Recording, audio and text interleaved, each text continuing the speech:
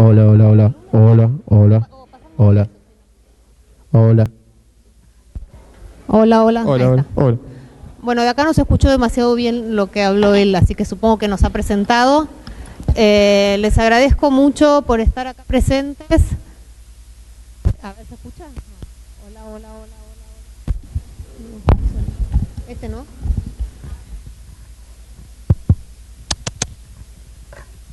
Hola, ahí está. Les agradezco muchísimo por haber venido, por haberse inscrito en este curso. Para nosotros, yo soy profesora de la Maestría en Derechos Humanos y Políticas Públicas de la Universidad de Lanús, y en conjunto con la Secretaría de Medios de Comunicación Pública hemos pensado este curso para todos ustedes, estudiantes de periodismo, periodistas. Tengo problemas con el micrófono, que si me muevo no se escucha nada. ¿Este es imposible que ande? Listo. No, igual no importa, está todo bien. La idea del curso es generar un espacio donde podamos compartir información sobre el proceso de justicia que se está desarrollando hoy, y decidimos agregar en la primera jornada un relato histórico y dar información también y acercar algunas experiencias de los primeros años de la democracia. Queríamos poner en contexto social y político la actual situación de justicia en Argentina, y con tal motivo decidimos hacer una jornada de discusión acerca de lo que fue el juicio a las juntas, la experiencia de la CONADEP, los años de impunidad, las distintas experiencias que desde el movimiento de derechos humanos se vivieron en esa época, y cómo fue siempre este actor el que determinó los avances en la justicia y el que determinó que algunas de las iniciativas generadas desde el Estado en los primeros años de la democracia y sobre todo después en la época de impunidad pudieran torcerse o darle forma como para llegar a la etapa actual en la que la justicia se encuentra plenamente vigente, y como decía Charlie Pisoni, tenemos hoy procesos en curso donde hay más de 260 militares acusados y condenados. Invitamos a Pablo Yonto porque Pablo Yonto es abogado querellante. Voy a gritar entonces, pero con micrófono gritar es ridículo. Aparte me sale voz de pito si grito. Uno de nuestros invitados es el doctor Pablo Yonto. Pablo es abogado, es querellante actualmente de los juicios por crímenes de lesa humanidad. Pablo representa a más de 120 víctimas que hoy participan activamente de los juicios, y fue abogado también desde el inicio del proceso de justicia. Fue uno de los abogados querellantes por el CELS en los años 80.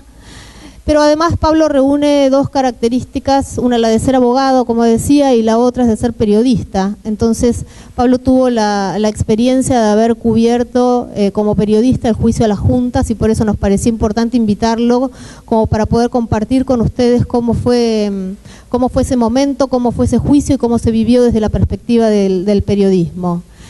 Uno de los motivos centrales que nos motivó a hacer este curso, este evento, fue la necesidad de que el proceso de justicia en Argentina, que es tan inusual en comparación con el resto del mundo, que tiene características tan propias y que en algún modo se ha convertido en un proceso de vanguardia, no tiene un periodismo especializado en derechos humanos que lo acompañe, y a nosotros nos parece fundamental que tal corriente de periodismo exista. Digo de periodismo, pero no solo me refiero a los periodistas, sino a los comunicadores en general. Los juicios, pero no solo los juicios, sino en general el proceso de verdad y justicia y memoria en este país no tiene un proceso similar con el que pueda compararse en la región, ni tampoco a nivel mundial hoy.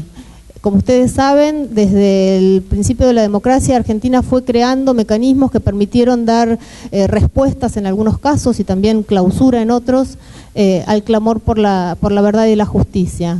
En ese marco se creó inicialmente la Comisión Nacional sobre Desaparición Forzada de Personas, que fue una de las primeras comisiones de la verdad que funcionó a nivel mundial y cuya experiencia sirvió para replicar en otros países esta experiencia, en algunos como única instancia para abordar crímenes de dictaduras o estados posteriores a conflictos armados donde se violaron masivamente los derechos humanos. Esto hizo que las comisiones por la verdad en algunos momentos fueran mal vistas o tuvieran siempre hubiera siempre alguna desconfianza acerca de qué función venían a cumplir.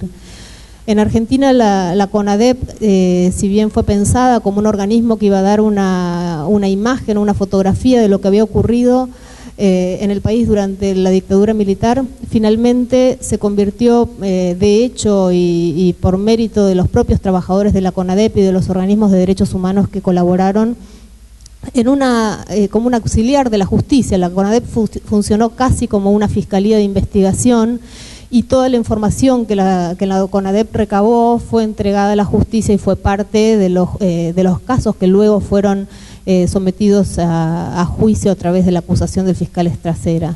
Es decir, que esa primer iniciativa, que ya tuvo mucha relevancia y de hecho sembró la posibilidad de que se replicara en otros países y que se perfeccionara, por supuesto, porque esta fue la primera experiencia, marcó una impronta del proceso argentino.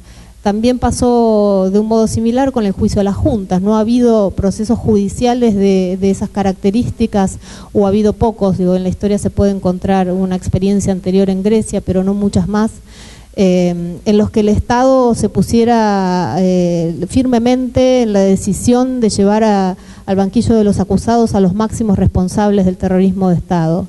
Y el juicio de las juntas era tan inusual y tan extraordinario que motivó el interés mundial, que fue cubierto masivamente por medios de prensa extranjeros, que era noticia permanentemente en los diarios en el exterior, por supuesto también en los medios de comunicación argentinos, pero también generó un interés muy fuerte de investigadores, tanto argentinos como de otros países. Hay muchos trabajos publicados acerca de este juicio y sin embargo muchas veces nos damos cuenta que aquí en Argentina no se conoce tanto o no se conoce tan en profundidad como nos gustaría.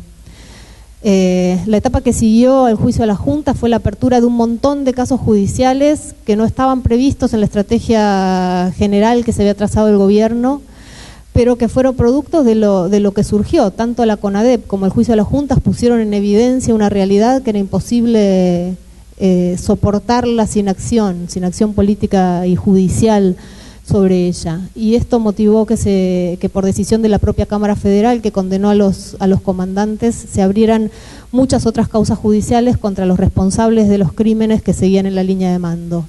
Lamentablemente, dos leyes que ustedes conocen, la ley de punto final primero y la ley de obediencia debida, hicieron que las únicas condenas que fueran posibles fueron las del juicio a las juntas y una segunda causa que fue la causa 44, ¿era? Que tuvo que ver con el circuito represivo de la provincia de Buenos Aires.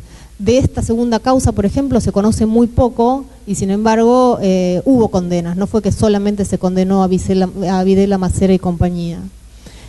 Bueno, la etapa de impunidad, les decía, la ley de punto final y la ley de obediencia debida clausuraron prácticamente todo el proceso de justicia y solo quedaron abiertas la posibilidad de seguir adelante con el juzgamiento de la apropiación de niños y niñas durante la dictadura, uno de los crímenes más aberrantes cometidos por los militares.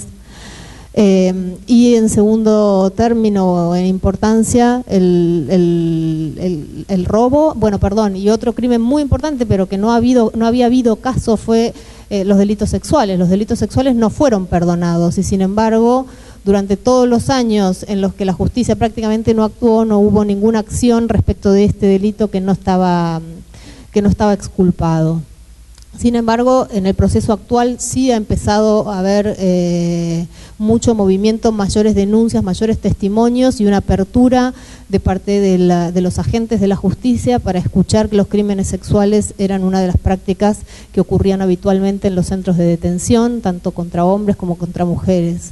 Es decir, que en todos estos años ha habido muchos cambios que han permitido que actualmente el proceso de justicia se lleve adelante y no en exactas condiciones a las que se habían producido anteriormente. Más en la tarde vamos a hablar un poco más en profundidad sobre una experiencia que también es única a nivel mundial, que son los juicios por la verdad. Muchas veces se confunden los juicios por la verdad con los juicios por la justicia, digamos, si se puede hacer esta distinción.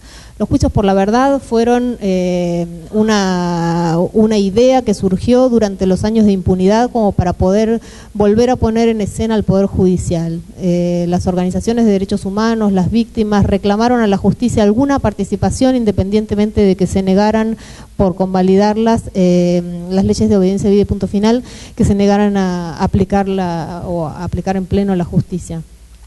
Estos juicios hoy siguen abiertos, pero no tienen tanta actividad. Los que mayor actividad tienen, por supuesto, son los que se encuentran plenamente habilitados para juzgar. Pero a la tarde vamos a desmenuzarlos un poquito y a brindarles mayor información como para desarmar algunas confusiones que a veces se generan y que llevan a asimilar unos con otros o a no entender mucho de qué se trataron esos juicios en sí. Les propongo que empecemos con la exposición de Pablo. Pablo nos va a contar un poco su experiencia durante el juicio a las juntas en su calidad de periodista, aunque por supuesto por ser abogado no va a poder desdoblarse y hablar solo de uno de sus sombreros, así que nos parece que van a aprovechar mucho, que va a tener mucho interés su exposición. Tenemos no todo el tiempo que creíamos porque vamos a empezar a las 11, son las 12 menos cuarto, a la 1:30 vamos a cortar para almorzar, así que le doy la palabra a Pablo.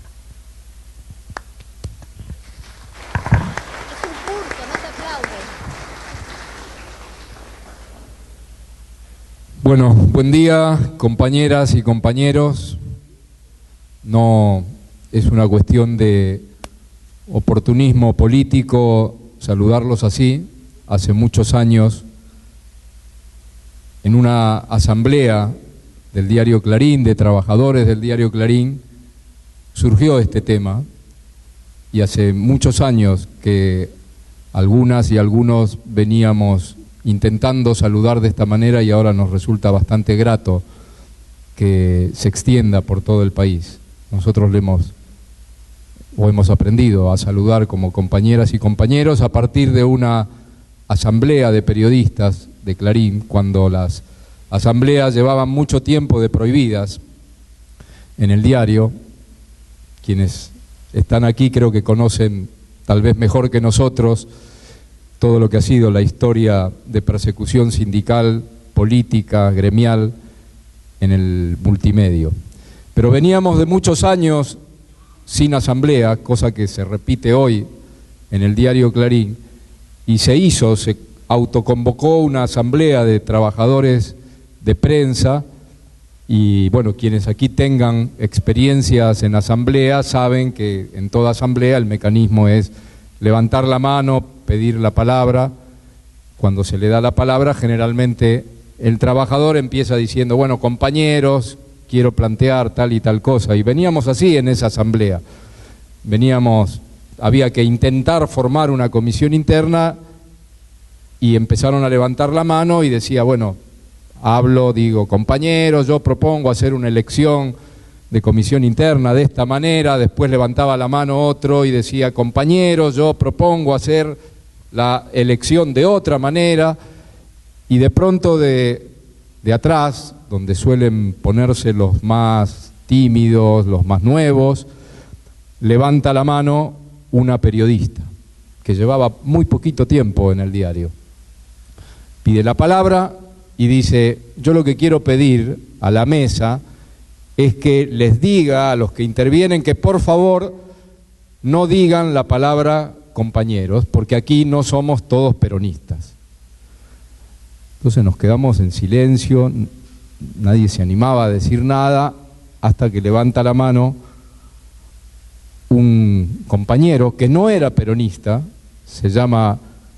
era periodista, se llama Rodolfo Luna, trabaja actualmente en la agencia de noticias Telam, y él en un minuto y medio, nos explicó lo que significaba la palabra compañero. Y nos dijo que compañero era compartir el pan, compartir el trabajo, compartir lo que nos estaba pasando, que veníamos de una derrota, compartir las alegrías, las victorias, compartir todos los desastres que teníamos ahí adentro. Eso también era ser compañeros. Y cuando terminó de explicar y algunos lagrimeaban y otros preguntaban, la periodista que estaba en el fondo pidió, levantó de nuevo la mano, pidió la palabra y nos dijo: compañeras y compañeros, pido que continúe la asamblea. Y desde entonces aprendimos que era una maravilla esto de tratar de abrigarnos con esas palabras, compañeras y compañeros, por eso empezamos así. Es una semana, decía Abal Medina, una semana o unos días particulares, y para nosotros son particularmente especiales. No solo lo de la elección, no solo lo de la condena a los represores de la ESMA, no solo el aniversario de la muerte de Kirchner y lo que eso significó.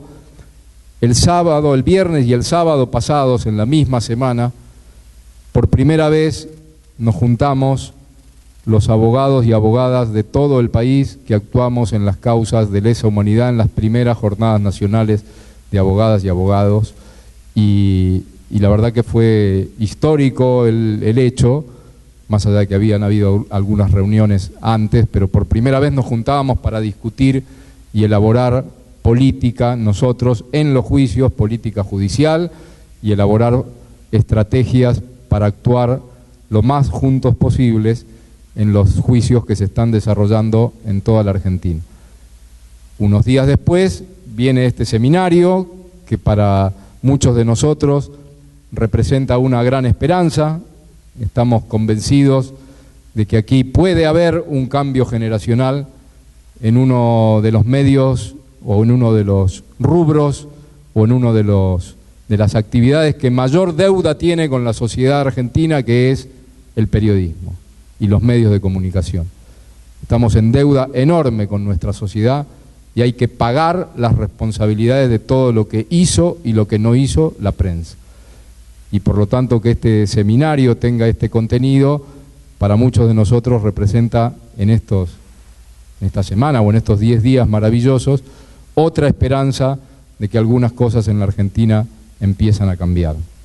Y digo esto en función de que también viene una fecha mañana que pensábamos que podía llegar a ser el cierre de 15 días espectaculares, pero no, mañana va a ser un día triste. Mañana es 4 de noviembre y se cumplen 11 años desde que echaron a la última comisión interna en el diario Clarín, 11 años sin actividad sindical, sin asambleas, sin petitorios, sin delegados, y vamos a ir a la puerta del diario, pero para seguir dando pelea para que alguna vez vuelva la democracia y la libertad a los trabajadores de prensa del diario Clarín.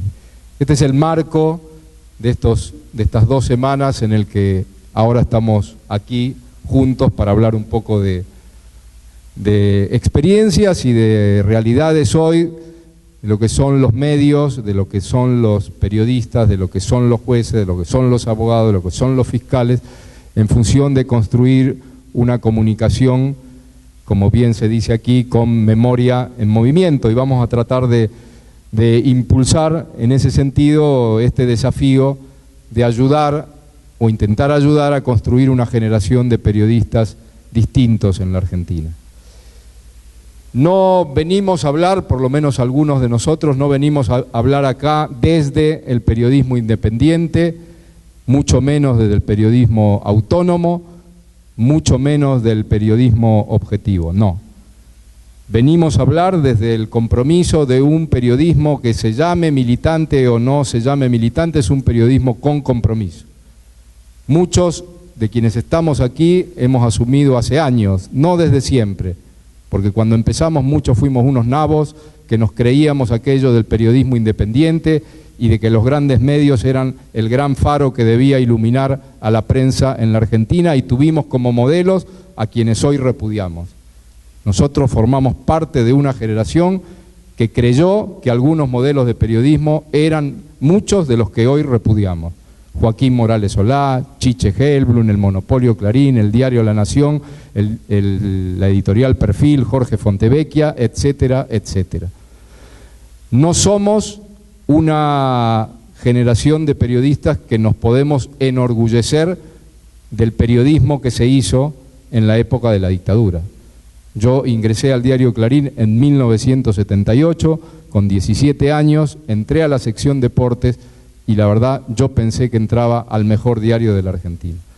Tuvimos que aprender ahí adentro lo que significaba Clarín, lo que significaba la mentira, lo que significaban los medios y lo que significaba la corrupción dentro del periodismo. En ese marco crecimos, en ese marco nos educamos y en ese marco hicimos periodismo. Y el periodismo argentino es una vergüenza cuando se ponen los ojos sobre lo que hizo durante la época de la dictadura. Tenemos excepciones para destacar, no reglas. No tenemos 400 periodistas para poderles hablar de ellos, sino que tenemos excepciones, dignas y honrosas excepciones, que fueron eso, la excepción en el marco de una prensa que claudicó, que fue cómplice, que ayudó a mentirle a la sociedad y que se puso del lado del poder y de los milicos. Esa es la prensa de la que venimos, y sobre esa prensa es la que tenemos que construir la otra prensa. Nosotros hace mucho empezamos a tomar lecciones de alguien que nos sirvió desde lo teórico para armarnos mucho mejor y que no es argentino, y empezamos a tomar modelos de los pocos periodistas argentinos que hoy tienen una trayectoria de la que uno se puede sentir muy contento de poder estar leyendo o compartiendo algo. Nosotros leímos a Camilo Taufik, el periodista chileno que nos enseñó que el periodismo es político, lo quieran o no lo quieran los periodistas. Todos los periodistas hacemos política, escribiendo cualquier tipo de artículo, aún la crónica deportiva, aún el comentario de una obra de teatro. De una o de otra manera, los periodistas hacemos política. Lo aprendimos de Taufik y lo aprendimos en el desarrollo de nuestra profesión. Cuando el diario Clarín o cualquier otro medio nos dice que a determinada noticia le tenemos que dar determinado espacio, el diario, nuestro editor, está haciendo política, porque decidiendo lo que sale publicado, a la vez decide lo que no sale publicado. En ese periodismo formado de esta manera, los referentes para muchos de nosotros son escasos. Nosotros nos podemos enorgullecer muchísimo de Osvaldo Bayer, nos podemos enorgullecer muchísimo de Hermann Schiller, nos podemos enorgullecer muchísimo de lo que hicieron muchos periodistas en silencio, en forma anónima en la época de la dictadura, por intentar publicar, aunque sea un habeas corpus, la noticia de que se había presentado un habeas corpus.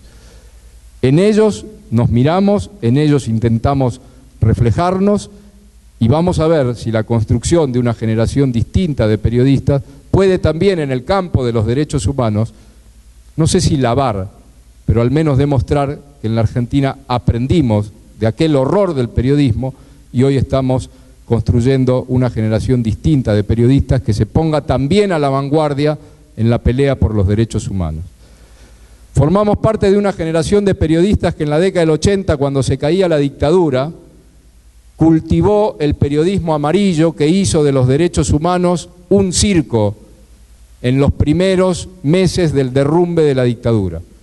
Cuando la editorial Perfil y sobre todo la revista La Semana vendía miles y miles de ejemplares jactándose de tener en la tapa algún suboficial arrepentido que decía con la puerta de la ESMA, yo estuve aquí en la ESMA. Sí, ese fue otro de los títulos. Usaron durante varios números a un suboficial para hacer ese tipo de periodismo que ya a muchos de nosotros nos impactaba, porque decíamos, ¿qué está haciendo esta editorial? Formamos parte de ese periodismo que en algún momento empezó a crear la sección Derechos Humanos en algunos diarios. El diario Clarín llegó a tener 4 periodistas afectados a la sección Derechos Humanos, sección que hoy no existe. Clarín no tiene más periodistas cubriendo derechos humanos en el momento, en la década en la que se están haciendo los juicios por lesa humanidad en la Argentina. También pasa lo mismo con otros diarios, con otros medios, pero a su vez estamos en una década en la que por suerte centenares de jóvenes en las facultades y centenares de jóvenes que hacen su primer trabajo en el periodismo se dedican a preguntar qué pasa con los juicios, quiero cubrir los juicios, quiero ir a los juicios, y esto es lo que nos alimenta la esperanza. ¿Cuántos años faltan de juicios? Miren, si agarramos el cálculo que hizo el integrante del Tribunal Oral de La Plata, el juez Rosansky, cuando dijo hace un tiempo que así como íbamos a 100 años de juicios, nos faltan 96 años de juicio, porque esto lo dijo hace 4 años. Así que tenemos para formar periodistas y ustedes después van a formar a otros y a otros y tenemos más o menos, exacto, para 4 o 5 generaciones de periodistas actuando solo en los juicios. Nosotros estamos convencidos no solo de que los juicios van a durar para siempre, somos tremendamente optimistas de que han cambiado las cosas en la Argentina, que han cambiado las cosas en buena parte del mundo, en buena parte de nuestra América Latina, y que la perspectiva es, en general, de un mundo que apunta a construir cada vez más defensa de derechos humanos. Vemos esa perspectiva y en ese sentido estamos con la enorme expectativa de que sí, los juicios en la Argentina van a durar y que además los juicios en la Argentina son un ejemplo para el mundo. Vienen de todas partes abogados, jueces, fiscales a preguntar, che, ¿cómo hicieron? A ver cómo hicieron, y esto cómo lo resolvieron, y acá qué trampita metieron, y cómo zafaron de esto, y cuando les planteaban esto, todo es pregunta, y de nuestro lado no es que todo es respuesta, porque aquí también se está construyendo una forma de hacer justicia, porque aquí también se está creando, de alguna manera, y en esto por ahí los compañeros que van a continuar, y en especial Pablo Parenti de la Unidad Fiscal, les va a poder explicar mucho mejor cómo se ha ido elaborando y construyendo una serie de conceptos que por ahí ustedes los tienen hoy muy repetidos y que aparecen, son imprescriptibles, son de lesa humanidad, esto es genocidio, ¿por qué reclaman genocidio? ¿Qué pasa con las imputaciones? Todos esos términos que andan dando vuelta y que seguramente entre Pablo y los compañeros que siguen les van a explicar mucho mejor de qué se trata, toda esta creación argentina respecto del derecho y respecto de la forma de hacer justicia.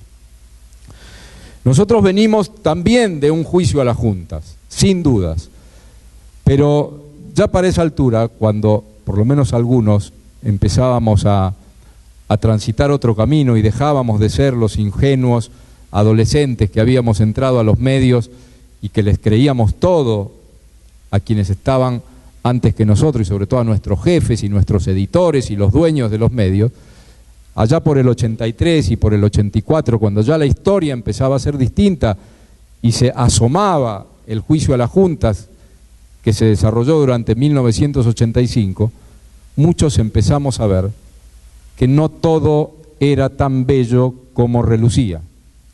Por eso cuando se hable del juicio a la Junta, nosotros, algunos abogados, queremos hacer hincapié en que vamos a rescatar el juicio a la Junta, pero lo vamos a rescatar en el marco de la verdad de lo que ocurrió, porque no olvidamos que así como hubo un decreto para juzgar a los comandantes, al mismo tiempo hubo un decreto para juzgar a compañeros militantes, incluidos gobernadores democráticos que militaban en Montoneros.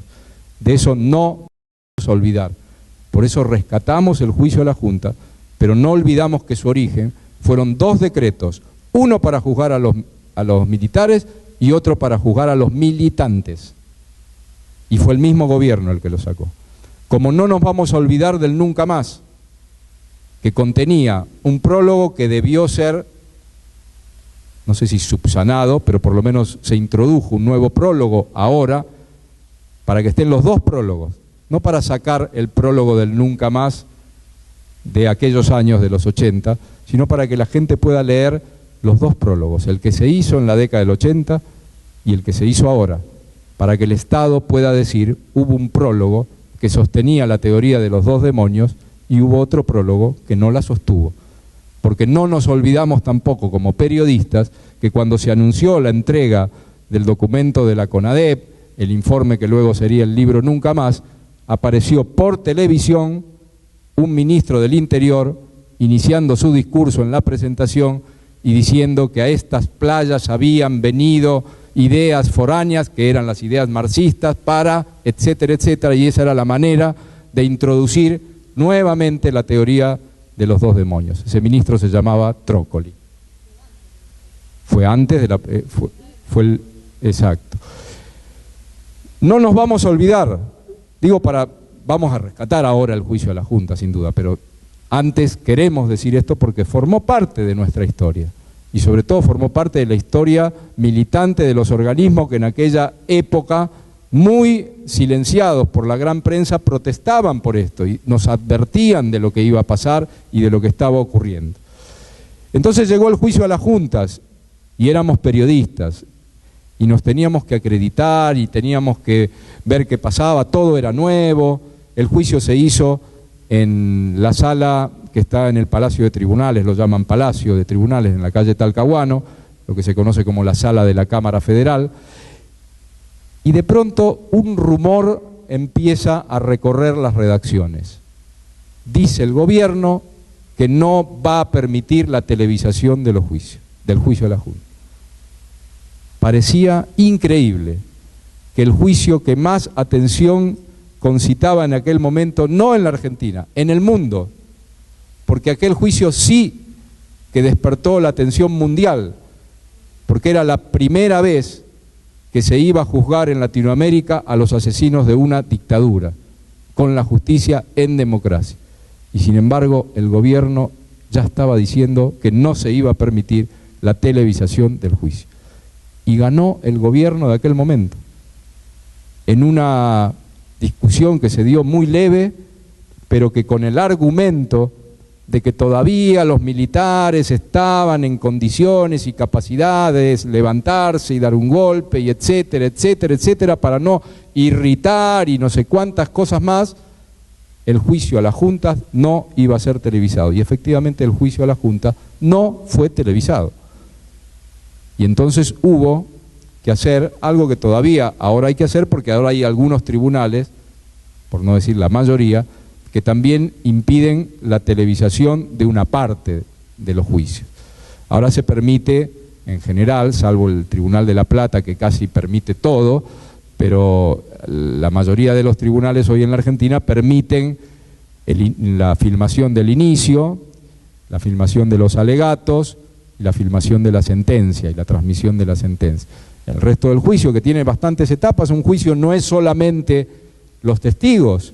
Los juicios tienen, por ejemplo, inspecciones oculares, donde hay que ir a visitar los centros clandestinos. ¿Por qué eso no se puede filmar? Suponiendo que uno admite y acepta que los testigos no se filmen sus declaraciones porque algún testigo puede pedir reserva. Pero bueno, volviendo a aquel momento, el juicio no se televisó, no se transmitió. Y entonces había que cubrirlo desde adentro, desde lo que se podía sacar desde las audiencias. La cobertura en general fue buena, todos los medios le prestaron atención, hubo decenas de medios acreditados de la Argentina y del exterior, fue la gran noticia durante todo el año 85, pero siempre hemos reflexionado que la televisación de ese juicio hubiese ayudado fuertemente a golpear en la conciencia de gran parte del pueblo. Hubiese sido distinta la historia con televisación en ese juicio. Hubiésemos tenido una sociedad mucho más consciente por el efecto que tiene la televisión, y estamos hablando de la tele del año 85, que tenía otro impacto en la sociedad argentina.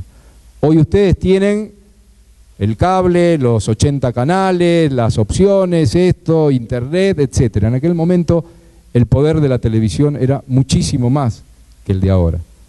Eran los 5 canales de aire, entonces la atención estaba muy puesta en la tele y la tele no le dio bola al juicio por una decisión política. Se pasaban flashes en los noticieros, etcétera, pero la cobertura y lo que significaba el impacto para la sociedad de estar escuchando lo que mucho de la sociedad no había escuchado por culpa de los medios, hubiese seguramente, no sé si modificado muchas historias, pero hubiese impactado de otra manera en la sociedad argentina. Yo quiero mostrarles algunas cuestiones en imágenes breves para que nos ayuden a reflexionar, si no es ahora, más adelante, sobre algunos temas del periodismo y de los juicios. El de las madres, dicen. No nos dicen a nosotros si están vivos, si están muertos. ¿Por qué no nos dicen? Si le buscamos eso nada más. Que nos respondan nada más, después nos retiramos. Lo que el gobierno diga no es que dice mentira, miente. Hace 2 años que estamos así. Mi hija estaba embarazada de 5 meses cuando se la llevaron. Mi nieto tiene que haber nacido en agosto del año pasado. Hasta ahora no he podido saber nada de él. Nosotros solamente queremos saber dónde están nuestros hijos, vivos o muertos. Angustia porque no sabemos si están enfermos, si tienen frío, si tienen hambre, no sabemos nada. Y desesperación, Señor, porque ya no sabemos a quién recurrir. Consulados, embajadas, ministerios, iglesias, todas partes se nos han cerrado, todas partes se nos han cerrado las puertas. Por eso les rogamos a ustedes, son nuestra última esperanza. Por favor, ayúdennos, por favor, son nuestra última esperanza. Bueno, esta imagen que la habrán visto centenares de veces, sobre todo en la tele, cuando llegan las fechas, 24 de marzo, etcétera, Noche de los Lápices, es una lección de periodismo puro. Las madres hablando en junio del 78 a un micrófono, y el grito desgarrador de una madre diciéndole a un periodista: ayúdennos, ustedes son nuestra última esperanza. Es el grito de una madre que describió: hemos ido a ministerios, a embajadas, consulados, etcétera, etcétera, y nadie nos ayuda, y le dice a un periodista: ustedes son nuestra última esperanza. Si no aprendemos de esta lección, que somos la última esperanza de mucha gente que no tiene voz, que no tiene a dónde ir. Esto pasó en 1978 en pleno mundial. Y esto no es imagen de la televisión argentina. La televisión argentina no estuvo allí. Esto es imagen de la televisión holandesa, que destinó un equipo para que vaya a la plaza en pleno mundial el jueves 1 de junio, justo el día en que empezaba el Campeonato Mundial de Fútbol. El mismo día y a la misma hora. El mundial empezaba a las 3:30 de la tarde de un jueves 1 de junio. Las madres iniciaban, como siguen hasta hoy, su marcha alrededor de la pirámide a las 3:30 en punto de la tarde todos los jueves. Y allí estaba un equipo de la televisión holandesa, y frente a ese micrófono negro, inexpresivo, las madres pegan ese grito desgarrador, que era un símbolo de lo que la prensa no hacía en la Argentina. No eran ni siquiera la prensa argentina esperanza para las madres. Y ahí está lo que hablábamos hace un rato, todo lo que hay que reparar todavía sobre lo que la prensa de aquella época no hizo. Y en ese sentido viene bien repasar la historia para que sepamos, quienes estamos en los medios, que tenemos muchísimo para hacer. Y por eso la invocación no es a los medios de comunicación, no es a los dueños de los medios, no es ni siquiera a los editores, a los directores. La invocación es a los periodistas. Sí.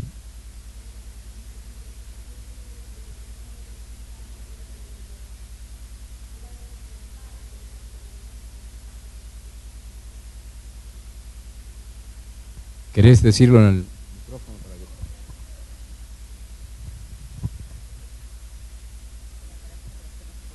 que... Lo digo porque me golpeó, lo dijo una madre, pero lo que estaban hablando eran las víctimas que estaban en los centros clandestinos, los que estaban sufriendo.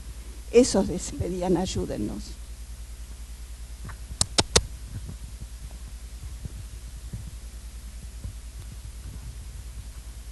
Gracias. Así es, ahí no había, mucho menos había prensa. Siempre uno se hace la pregunta, y se las dejo: ¿qué hubiese pasado en la Argentina si un solo medio de comunicación, sobre todo alguno de los grandes, hubiese hecho en 1977 alguna nota de investigación sobre lo que ya se decía que pasaba en la Escuela de Mecánica de la Armada? ¿Qué hubiese pasado en la Argentina? Volvemos al tema de de la responsabilidad de los medios y la invocación para ver en qué situación estamos hoy, tantos años después del Mundial y de esta escena. Estamos en general, ¿no? En general los medios de comunicación, sobre todo los grandes, han decidido cubrir, pero apenas, los juicios. Y no todos los juicios, y no todas las historias, entonces seguimos estando en deuda. Frente a eso aparece un discurso, escuchado por algunos compañeros cuando nos reunimos, cuando nos juntamos, cuando en un asado, periodistas, etcétera, pero ya cansan los juicios, muchos juicios, ¿qué vamos a decir?, etcétera. No es la situación de todos, no es que les ha cansado a todos, pero sí advertimos que existe este discurso en la voz de muchos periodistas, sobre todo de los grandes medios. Y entonces tenemos que insistir en que la pelea está entre los periodistas. Si hemos llegado a una situación en la que uno de los hombres que más tal vez haya publicado en los medios, él como director, noticias sobre las violaciones a los derechos humanos en la Argentina y la pelea de los organismos por la memoria, la verdad y la justicia, hoy dice, el año pasado dice, que ya lo tienen cansado con el tema de los juicios y los derechos humanos, es decir, la nata, si estamos en este territorio en el que alguien que hizo aquello hoy hace lo contrario, tenemos problemas. Entonces, frente a eso, la realización de estos seminarios viene muy bien para exhortar, para hablar, para discutir con los compañeros y compañeras más jóvenes sobre todo lo que nos falta hacer en la cobertura no solo de los juicios, sino de todo lo que significa el amplio campo de la pelea por los derechos humanos. ¿Cuántos juicios hay hoy en la Argentina? Muchísimos. Recién decían hay 10 juicios y van a empezar otros ahora en noviembre. Bueno, yo quiero decirles, agregarles que la verdad los juicios son miles.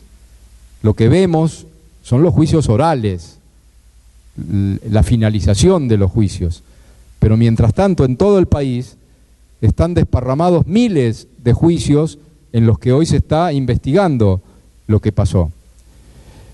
La palabra juicios puede aparecer para muchos como señal de algo aburrido, monótono y repetido. Es cierto, los juicios, sobre todo en los tribunales orales, a veces se hacen aburridos, monótonos y repetidos. Pero, y ahí viene la invocación a los periodistas, pero somos los periodistas los que tenemos que encontrar la vuelta para convertir a esos juicios que están pasando por arriba y por abajo de la sociedad, convertirlos en lo que suponemos nosotros deberían ser cuestiones más agradables a la lectura, a la visión, al relato, a escucharlos, etcétera. Ahí está el desafío y este seminario viene muy bien para hablar de estas cosas. Es bueno darles información, pero es bueno también ponernos a discutir, a ver qué hacemos con toda esa información. Uno puede decirles 802 procesados, aquí está la lista. Les puede decir 262 condenados. Les puede decir hipótesis de 10.000 procesados y condenados de aquí a 100 años, supongamos. Todo esto puede ser información dura, pero si no la elaboramos, discutimos y vemos qué hay que hacer con todo esto, se transforman en datos más que nada estadísticos y nosotros no estamos, creo, como periodistas para hacer estadísticas, estamos para mucho más que eso. En el periodismo estamos acostumbrados a muchas cosas. Nos vino así, como en la vida. Nos vino de esta manera, hay que hacerla de esta manera. Y nos pasamos la vida entera haciéndolo de esa manera. Estamos muy acostumbrados a la naturalización de determinadas acciones dentro del periodismo. Les vamos a poner algún ejemplo. Y en esto, por ahí, voy a pelearme un ratito, discutir un ratito con Charlie Pisoni, que recién dijo el ángel negro. No usemos más negro como adjetivo de malo. Nos lo enseñaron las panteras negras en Estados Unidos, nos lo enseñó Malcolm X en Estados Unidos y nos dijo ustedes los periodistas, cada vez que tienen que adjetivar, ponen tarde negra, día negro, partido negro, ángel negro. No, busquemos otro. Es parte de la no naturalización de muchas cosas que nos han enseñado mal. A nosotros los periodistas, a los fotógrafos, nos dicen, llegó el invierno, hay que hacer la foto de la llegada del invierno. Y salimos corriendo, fotógrafo y periodista, a hacer siempre o casi siempre la misma foto. Una foto en la avenida 9 de Julio, en Córdoba, en Santa Fe, de una pareja con un nene, con la bufanda, el gorro, 3 camperas, bien abrigados, y entonces sacamos la foto y hacemos una pequeña notita y dice, llegó el invierno. 1 grado en Buenos Aires, 2 grados en Buenos Aires, y siempre sale más o menos para junio la misma foto. ¿Por qué hacemos eso siempre y por qué no discutimos cuándo vamos a hacer una foto y una crónica que refleje realmente que hay gente que se muere de frío? ¿Cuándo vamos a cambiar los periodistas? Estas dos cosas son simples ejemplos de las miles que seguimos cometiendo, todos, yo también, todos. Naturalizamos muchas historias, muchas formas de hacer periodismo que tienen que entrar en crisis y en discusión. Y entre ellas está también la cobertura de los juicios. Queremos mejorar el periodismo, queremos hacer otra cosa, no queremos más el modelo Clarín. Bueno, pues tenemos que ponernos a pensar cómo hacemos de otra manera el periodismo. Y en esto viene el tema de los juicios. Y aquí el desafío. Los juicios traen historias impresionantes. Los juicios son historias de vida, son historias de lucha, son las historias más dignas que ha tenido la Argentina, por lo menos en la última etapa de su vida. Como país tenemos que enorgullecernos de esas historias de lucha. Y esas historias están en los juicios, y un periodismo ausente de los juicios, hablo siempre como regla general de los grandes medios. Por suerte, la batalla distinta la están dando ustedes, la están dando los medios alternativos, la están dando muchos de los medios estatales. Hay que seguir reclamando a los medios estatales más cobertura, más ingenio, más desarrollo. ¿Cómo puede ser que de la cabezota de Fontevecchia salió la idea y el negocio de hacer en la década del 80 el diario del juicio? Y que nosotros no seamos capaces hoy, salvo excepciones, de hacer el diario de los juicios.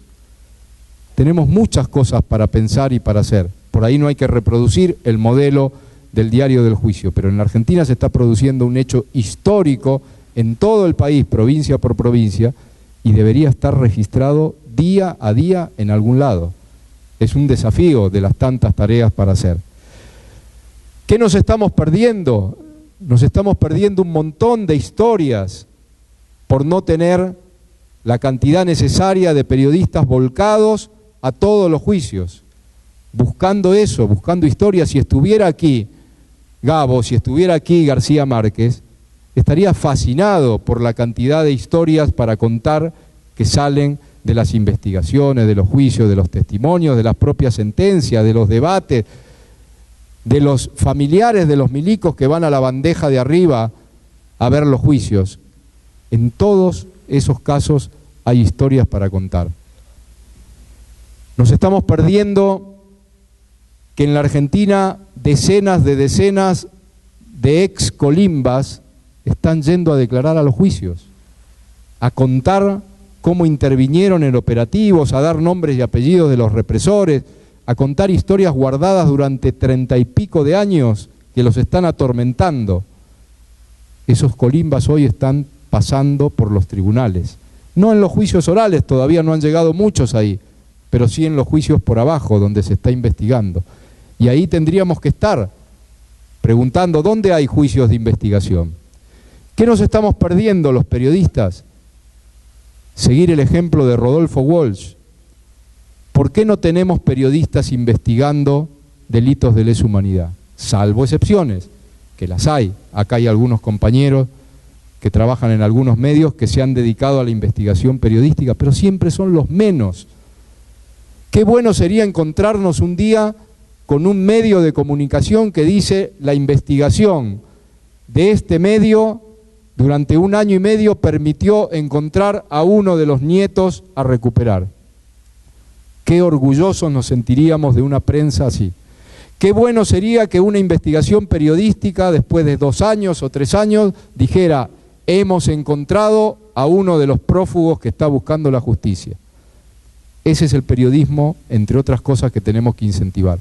El periodismo que investigue, que se tome días, meses, años, con un objetivo claro, con una técnica clara y con una obsesión por la verdad y por la justicia, que vuelva a dignificar a esta profesión que realmente nos honra en aquella generación de los 60 y 70 que dio tan grandes y tan buenos periodistas. Uno dice: pero qué historias, ¿cómo las sabemos? ¿Cómo las buscamos? Bueno, nosotros les venimos a decir: los juicios se están tramitando.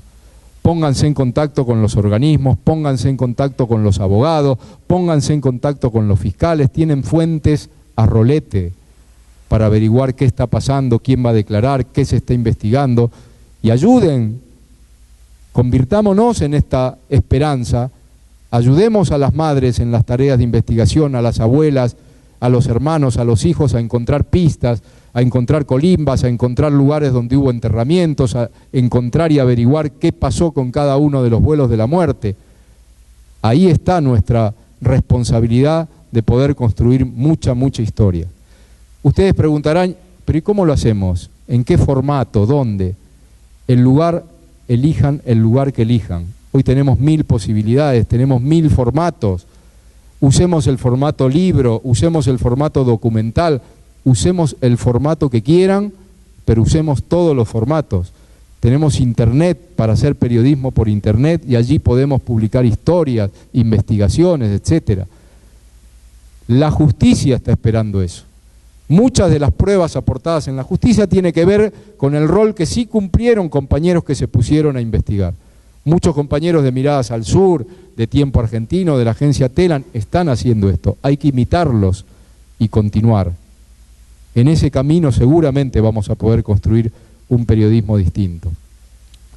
Muchos me preguntaban en estos días, cuando se iban enterando del seminario, pero bueno, ¿qué podemos buscar si no se repiten los testimonios? Es contar, es meternos en un territorio macabro, contar siempre lo mismo. Bueno, allí está la discusión. Nosotros tenemos que buscar en esas historias de vida poder contarlas y reproducirlas de 1000 maneras. Les doy un ejemplo. Hace unos meses dieron testimonio de un centro clandestino, no voy a nombrar las personas, y contaron una historia que tan chiquitita y tan simple, porque en esto también los periodistas tenemos que aprender. No podemos contar todo, pero si empezamos a contar entre todos una historia chica cada uno, vamos a ir por muchos caminos. Contaba la historia de un compañero secuestrado en un centro clandestino que, entre otras cosas, era cantante de tangos. Cantaba tangos el compañero. Iba a locales y militaba, y cuando podía iba a algún local y cantaba tangos. Lo secuestran, lo llevan al centro clandestino, y en el centro clandestino el compañero, cuando podía, cantaba tangos. Y cantaba un tango que en una parte de la letra decía: yo quiero quedarme aquí contigo. Entonces otro compañero que daba testimonio contó la anécdota y dijo que cada vez que cantaba ese tango los reputeaban los compañeros y las compañeras secuestradas ahí, porque les decían: ¿cómo vas a cantar un tango que dice yo quiero quedarme aquí contigo? Esta historia, que es una mezcla de dolor, alegría, humor, en los momentos de horror, es una historia periodística para contarla. Muchos de nosotros quedamos impactados porque sabemos que también se puede hacer desde esos lugares historias hermosas, y que nuestros compañeros merecen y compañeras merecen ese rescate, porque muchos en la vida lo han podido hacer, y en la película esta, La vida es bella, que la podemos discutir, es un ejemplo de que aún con el horror y la barbarie y la persecución y el nazismo también se pueden hacer y contar historias maravillosas, y para eso los periodistas deberíamos estar muy bien preparados. Las dos últimas cositas. No queremos entrar en discusiones y polémicas de números, porque no estamos para eso, pero hace algún tiempo se intentó hablar del tema cuántos desaparecidos tiene la Argentina. Yo siempre quiero transmitirles a todos que el día que terminemos con los juicios, si es que algún día vamos a terminar, o el día que se haga un balance general de esta historia, nos vamos a llevar una sorpresa, con la cantidad de compañeras y compañeros que estuvieron alguna vez en calidad de detenidos desaparecidos. Es decir, que fueron alguna vez desaparecidos. Nos vamos a llevar una enorme sorpresa y vamos a entender que la Argentina estuvo atravesada por esta historia, que fue tan fuerte que no teníamos dimensión de lo que ocurrió, y que cada vez que vamos a los juicios y que ustedes van a los juicios van a escuchar y decir, y allí había una señora cuyo nombre no conozco, y allí había una mujer cuyo nombre no conozco, y esos nombres de anónimos y anónimos que todavía estamos buscando son los que nos están demostrando que la represión, que el terrorismo de Estado atravesó muy fuerte a esta sociedad y que estamos aquí para dar testimonio de ello. Nosotros no estamos conformes con el criterio del periodismo de la ventanita o el periodismo que busca un huequito para decir algo. ¿Qué quiere decir esto? Y les voy a dejar una revista, no alcanza para todos, pero bueno, no, por suerte desbordó la cantidad de participantes que se inscribieron, que es una revista donde yo trabajo actualmente. Yo vivo del periodismo, trabajo en la revista Un Caño, es una revista de deportes, y allí utilizamos cada tanto la teoría del periodismo de la ventanita, es decir, no podemos hacer todo, pero aunque sea encontramos una ventanita y metemos algo por ahí. Entonces, en una revista de deportes aparece en la página 63 contada la historia de dos represores que iban como Pancho por su casa al juicio del Vesubio. Los represores Gamen y Durán Sáenz, que durante todo el juicio estuvieron libres por culpa de una justicia que no entiende, en la mayoría de los casos, que los represores deben estar en la cárcel, aun cuando duran y se hacen y tramitan sus juicios. La traigo porque fue un ejemplo de discusión y que tiene que ver con una realidad que a veces nos ocurre en el periodismo, ¿no? Que nos dicen, bueno, mirá, acá no se puede, no es el criterio de la revista, no, pero aunque sea, alcancé a filtrar 2 líneas con esta noticia, alcancé a poner tal cosa. Es válido, pero no nos quedemos con eso. Vamos a tratar de dar la pelea para dar más y más, porque en esto sí tenemos que aprender de las madres y de las abuelas. Miren si las madres y las abuelas hubiesen hecho ese balance, si no hubieran dado esa pelea y ante la negativa y la otra negativa y la otra negativa hubieran dicho, bueno, hasta acá llegamos. No, siguieron y hoy estamos como estamos porque esas madres y esas abuelas y esos padres y esos hermanos y esos hijos nos pusieron en este lugar. No hay otra explicación para lo que ocurrió en la Argentina.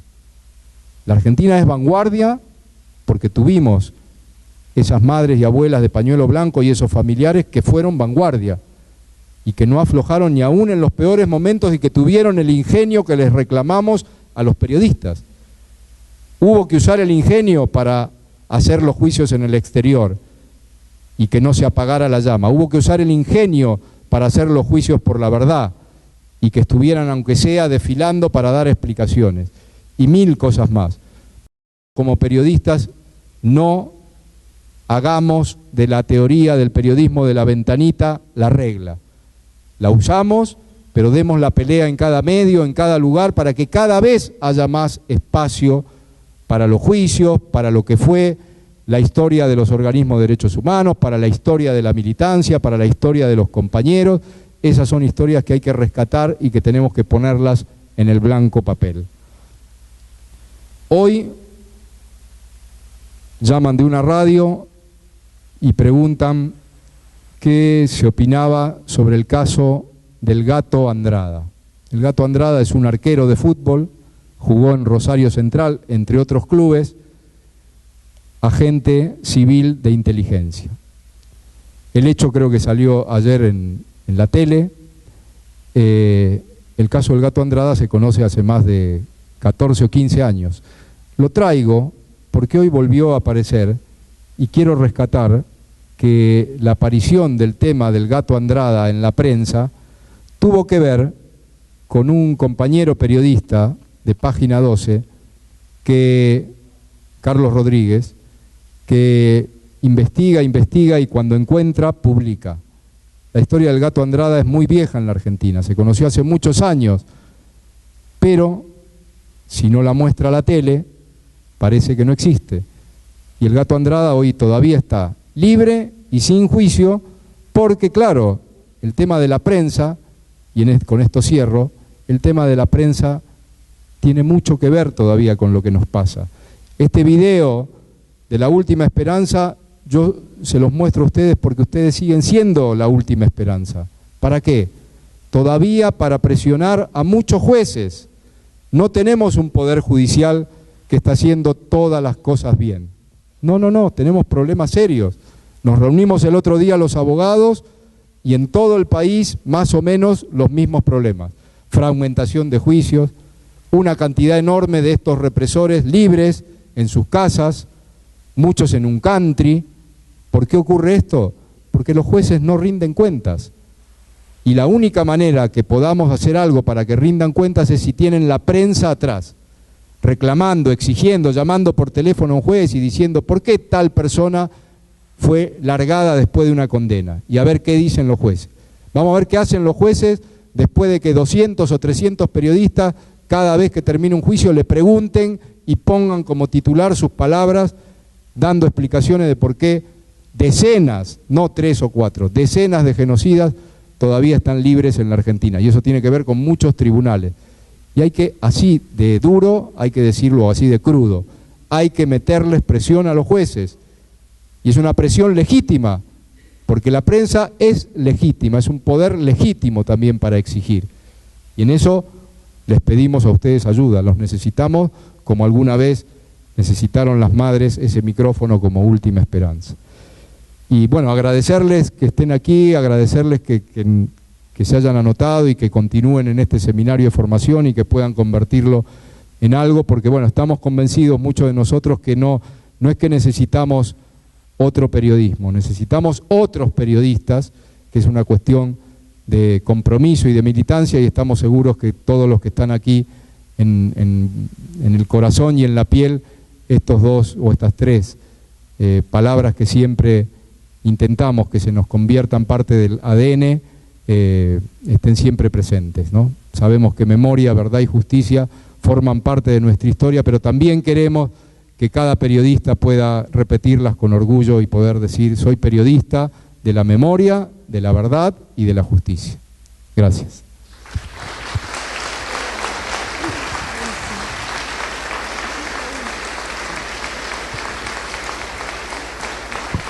Muchísimas gracias, Pablo. La verdad es que fue un lujo escucharte.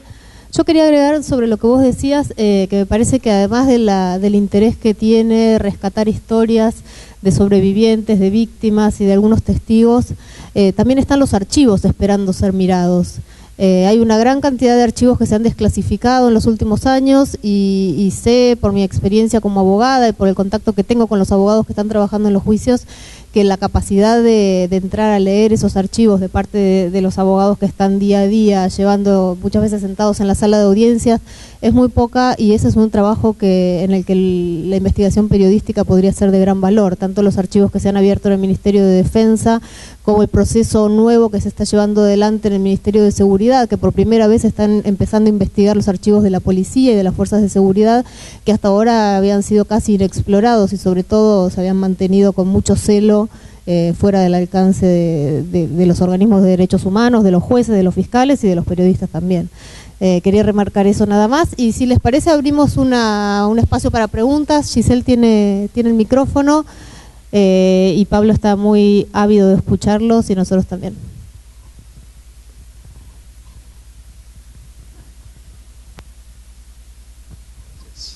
Bueno, gracias y felicitaciones. Te quería preguntar, Pablo, si, bueno, siguiendo y analizando la línea editorial de los monopolios mediáticos antes y durante la dictadura, si vos concluís que estos monopolios se suman a la dictadura como partícipes necesarios o en realidad operan desde antes, creando el clima y las condiciones necesarias para que el golpe se produzca.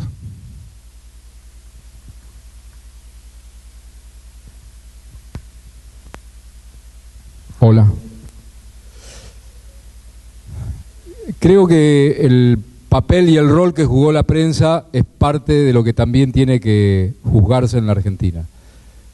Primero, tenemos, hasta donde conocemos, tenemos 2 causas iniciadas para investigar el rol que cumplió la prensa en hechos concretos.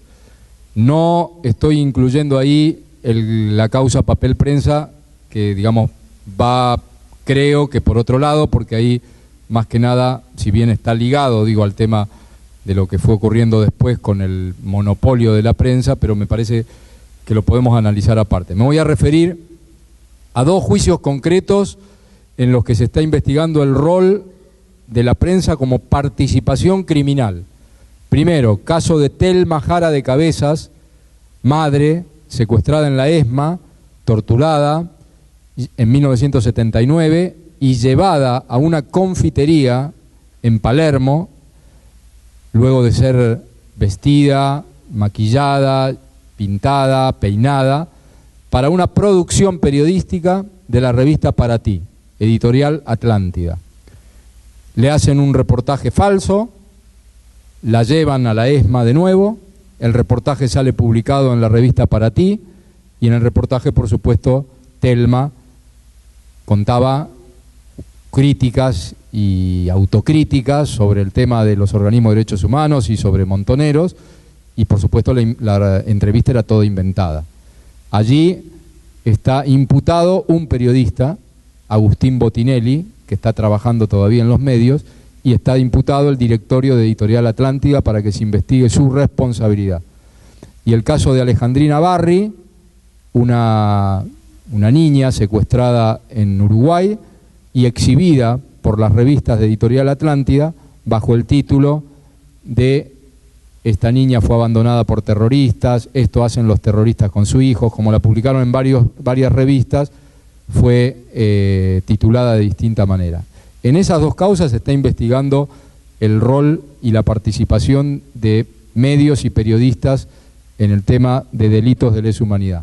Sobre la pregunta, que es más general, te doy mi opinión, porque ahí no puedo decirte que se esté investigando, no se está investigando eso, es una cuestión que va a depender mucho de todos los trabajos que se puedan hacer sobre prensa y dictadura, que ya muchos se han hecho. Está también el juicio público que hicieron las madres en Plaza de Mayo hace poco, pero creo que estamos todos convencidos, o por lo menos quienes más conocen del tema, que la prensa jugó un rol enorme previo al golpe en establecer esa sensación de que era necesario el golpe, y jugó un rol importante en, sobre todo, los primeros años de la dictadura, con directamente una apología de lo que se estaba haciendo, que tiene distintos tramos, desde el diario La Nueva Provincia de Bahía Blanca, que todavía sigue haciendo apología, y si leen sus editoriales del día después de ESMA se le van a parar los pelos, por lo que siguen diciendo hoy, y ahí también tienen una pelea interna trabajadores del diario La Nueva Provincia, que quieren dar a conocer su opinión contraria a ese editorial, y todavía no pueden lograrlo, y hay que seguir dando esa pelea. Y esta cuestión de qué pasó con la prensa, y que esto es interesante para discutirlo, ¿no? y debatirlo e historiarlo. ¿Qué pasó con la prensa con el tema "Yo no sabía que pasaba eso"? Es una buena pregunta para discutir. ¿La prensa no lo publicaba porque no lo sabía, o lo sabía y participó en el ocultamiento de todo esto? Y ahí hay varias cuestiones para debatir. Hay artículos que han salido en la prensa elaborados en el 601 de inteligencia. El artículo ese que ustedes cada tanto ven en 678, que lo publicó Clarín, Atlántida, que muestran un centro clandestino como si fuera un spa o un hotel, eso es una operación de prensa del 601 de inteligencia del Ejército, pero con la complicidad de no sabemos todavía quiénes o qué periodistas participaron de eso. León Ferrari, con esto termino, hace unos años hizo una muestra, que cada tanto vale la pena que se repita y verla, que se llamaba o se llama Yo no sabía nada. Esa muestra es la gigantografía de pequeños artículos de la prensa, La Opinión, La Nación, Crónica, Clarín, donde aparecen noticias tales como aparecen 5 cuerpos en el Río de la Plata, aparecen 30 cadáveres dinamitados en Pilar, aparecen... Es simplemente el impacto de esa gigantografía y decir cómo no se sabía nada. La prensa, o por lo menos los que hacían prensa política y los responsables de prensa política, es muy difícil que puedan decir yo no sabía nada con todo lo que está ocurriendo, más todos los ejemplos que ustedes puedan sumar.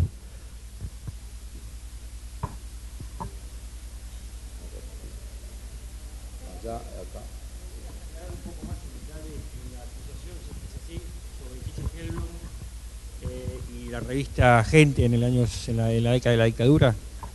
¿Cuál es la actualidad del caso Helblum? Si es que hay una denuncia concreta sobre él. Sí, en realidad estamos, por lo menos en lo particular, yo estoy trabajando ahora con una presentación sobre el tema de Chiche Helblum, porque lo que hemos encontrado de Chiche Helblum son notas en las que, las clásicas notas en las que despotrica personalmente contra los comités de apoyo a los exiliados y a las madres en Europa. Por ejemplo, una gran nota que hizo él, personalmente viajó a París antes del Mundial, hizo 4 páginas denunciando a los organismos de derechos humanos en Europa, diciendo que eran marxistas, comunistas y que eran las mentes que decían que en la Argentina se violaban los derechos humanos, etc. Lo que estamos buscando es más hechos concretos porque, bueno, al parecer Helblum tenía conocimiento de al menos 2 casos de compañeros que estaban secuestrados. Vamos a ver si podemos terminar de redondear la prueba sobre eso y presentarla. Pero digamos, hay un rol que es periodístico y hay otro rol que sí es de participación criminal. El rol periodístico, qué sé yo, lo que mostramos cada tanto de Magdalena, chupándole las medias a Videla en la conferencia que da Videla en Estados Unidos en una gira en el año 77, es un grado de participación periodística, es para mostrarle a Magdalena, bueno, Magdalena, todo bien, vos fuiste de la CONADEP, etcétera, pero en los primeros años, la verdad, estás ahí, estás diciéndole a Videla, Videla, ¿qué opina usted de la campaña que hacen en el exterior, despotricando contra la imagen argentina? Bueno, repetías lo que también como población, bueno, repetíamos mucho, que eso, los que éramos más chicos lo repetíamos de una manera, los que eran más grandes lo decían de otra. Pero esperemos con Helblum, porque creo que Helblum sí tiene una responsabilidad grande en muchos hechos y esperemos que aunque sea lo sienten a dar explicaciones.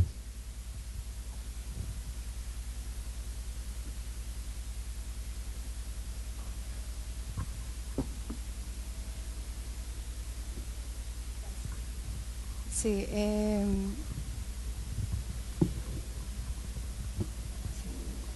sí, yo quería preguntar respecto a esta investigación periodística sobre el tema que nos ocupa.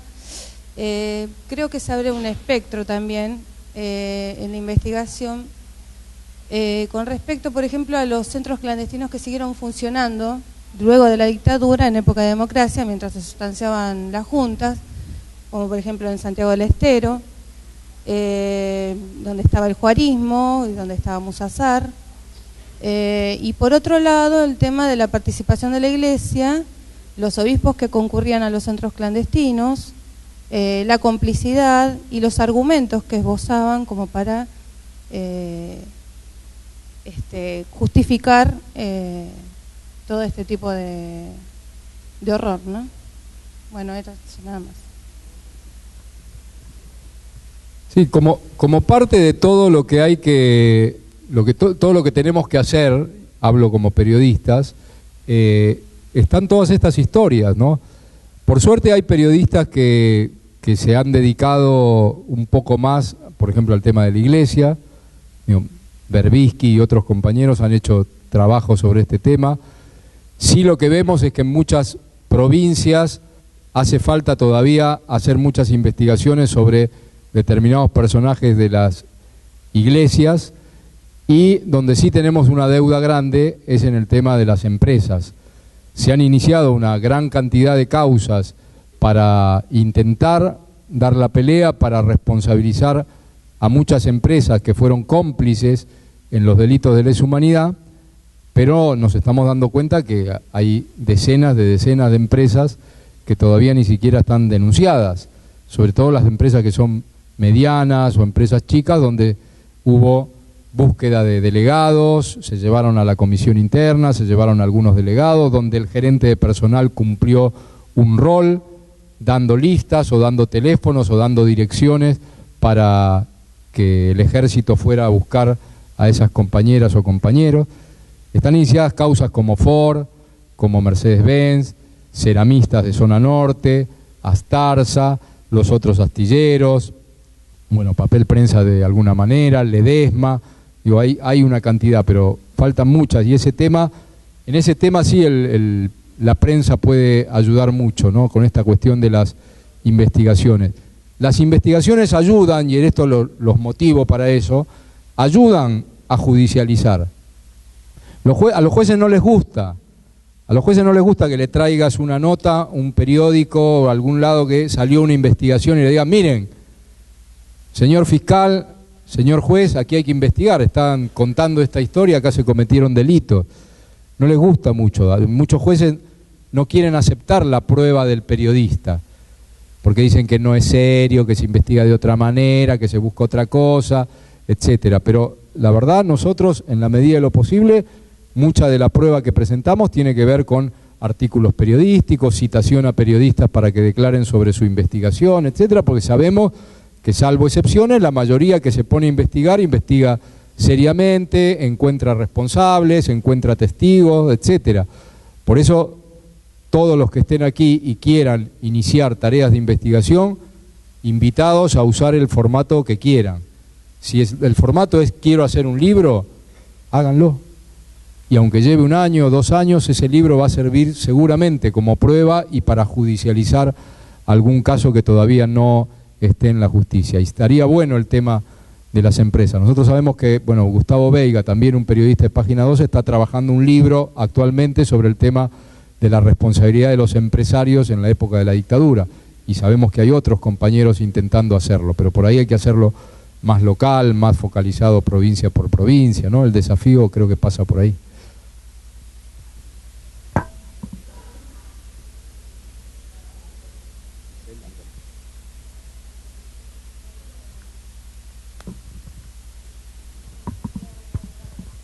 Bueno, buenos días. Pablo, hace rato hablabas de que se habían juntado los abogados de todo el país que estaban defendiendo las causas o que estaban trabajando con el tema de las causas. Yo soy sobrina de Belino Bazán, de Jujuy. Sé que la causa de mi tío está enmarcada dentro de otra causa porque está dividida en 3, la causa de delitos por lesa humanidad en Jujuy.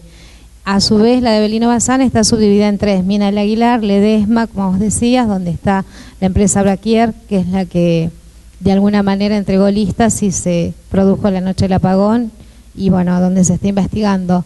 Pero también tenemos novedades de que está, por ejemplo, un asesino, un genocida, que está siendo director técnico del Club Talleres, que es Cairuz, precisamente, y sobre el cual no se está haciendo ningún juicio. A su vez, sabemos que la causa está como cajoneada porque de alguna manera no se mueve, y el juez es Olivera Pastor. Nosotros los familiares y familiares que están, la comisión en sí en Jujuy, no encuentra forma de movilizarlos porque Jujuy es muy distante y la verdad es que todo lo que se mueve acá ya llega menos que en Tortugas, muy lenta, muy despacio, y la verdad que cada vez nos sentimos más desesperados porque no hay tampoco restos que se puedan identificar o que se pueda saber dónde están, que es lo que nos desespera a los familiares, por lo menos saber dónde están y poder tener un lugar donde poder cerrar esa herida y trabajar ese duelo.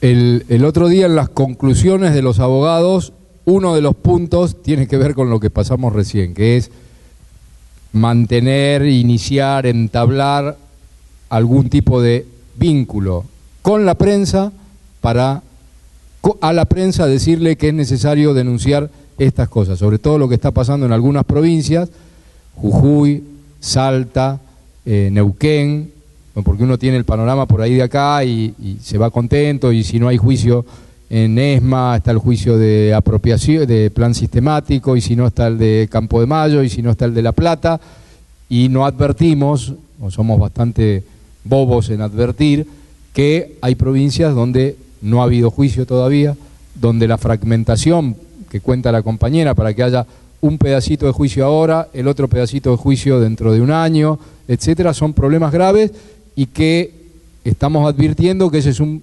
mecanismo de impunidad y que algunos jueces están haciendo los pícaros y están usando eso como vía para zafar y llevarlos a la impunidad. Si usted a alguien de 84 años el juicio se lo demora 5, lo más probable es que le pase lo que le pasó al que nosotros acá mostramos en la revista, a Durán Sáenz. Se murió sin condena. 15 días antes de la sentencia se murió. Por lo tanto, no está condenado. Lo mismo que quieren hacer en Clarín, con la señora Noble. Lo que quieren es cerrar la causa, que, paréntesis, la causa está abierta y ojalá periodistas se sumen a investigar ese tema, porque no está cerrado.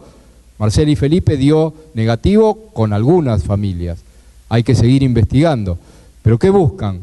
Piden cerrar la causa, el Grupo Clarín. ¿Por qué? Porque quieren que Ernestina, que ya tiene 86, algún día se vaya y se vaya sin condena. Para que en su biografía diga perseguida por pero nunca fue ni juzgada ni condenada. Y eso buscan con mucho. Y es llamativo lo que pasa con este entrenador, Cairús, que bueno, que es parte del deporte cómplice que hubo, el Gato Andrada, Cairús, etcétera, personajes que tienen que ir a juicio. Después, bueno, si terminan diciendo, mire, yo lo único que hacía era manejar el auto de la patota, o no sé, o levantar volantes en la calle, que lo digan el juez, porque muchos también creen que todos los juicios terminan en condena. No, hay unos cuantos absueltos, no son minoría por supuesto, pero hay unos cuantos absueltos que no se consigue probar su rol y se seguirá investigando, pero que los juicios se hagan, es necesario que se hagan todos y lo más pronto posible. Así que el reclamo se va a hacer a la prensa y a la Comisión Interpoderes por parte de los abogados. Para el caso específico de Jujuy se habló el otro día. ¿Qué tal, Pablo? ¿Cuál es la importancia de cada tribunal? Digo, ¿tanto depende del avance de una causa el tribunal en donde cae o en donde está alojada? Y también si es posible o si se ve dentro de un futuro cercano una reforma judicial. Digo, para que haya otros jueces en lugar de los que están. No. Hola, acá. Te doy... Hola. Sí, perdón. Te doy una respuesta breve y seguramente Pablo Parenti mañana su tema lo va a desarrollar mejor. Dale. Primero, sí, desigualdad entre los jueces, sin duda.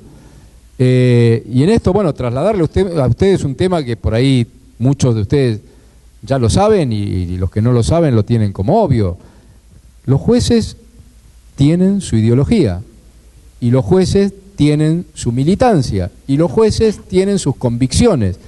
Y entonces cuando uno ve el Poder Judicial, tiene claro que si los juicios avanzan en tal lado porque están tales jueces, y si no avanzan en otro lado y los fragmentan y buscan la trampita y esto, es porque hay otros jueces que cuando uno empieza a rascar lo que se puede rascar de su currículum, encuentra las explicaciones a todo lo que pasa. Sí, hay una desigualdad enorme. Y este tema, bueno, Parenti por ahí mañana lo desarrolla mejor sobre, bueno, las formas que hay que encontrar y la necesidad de un poder judicial sin duda distinto y al que el periodismo le tiene que perder el respeto al poder judicial.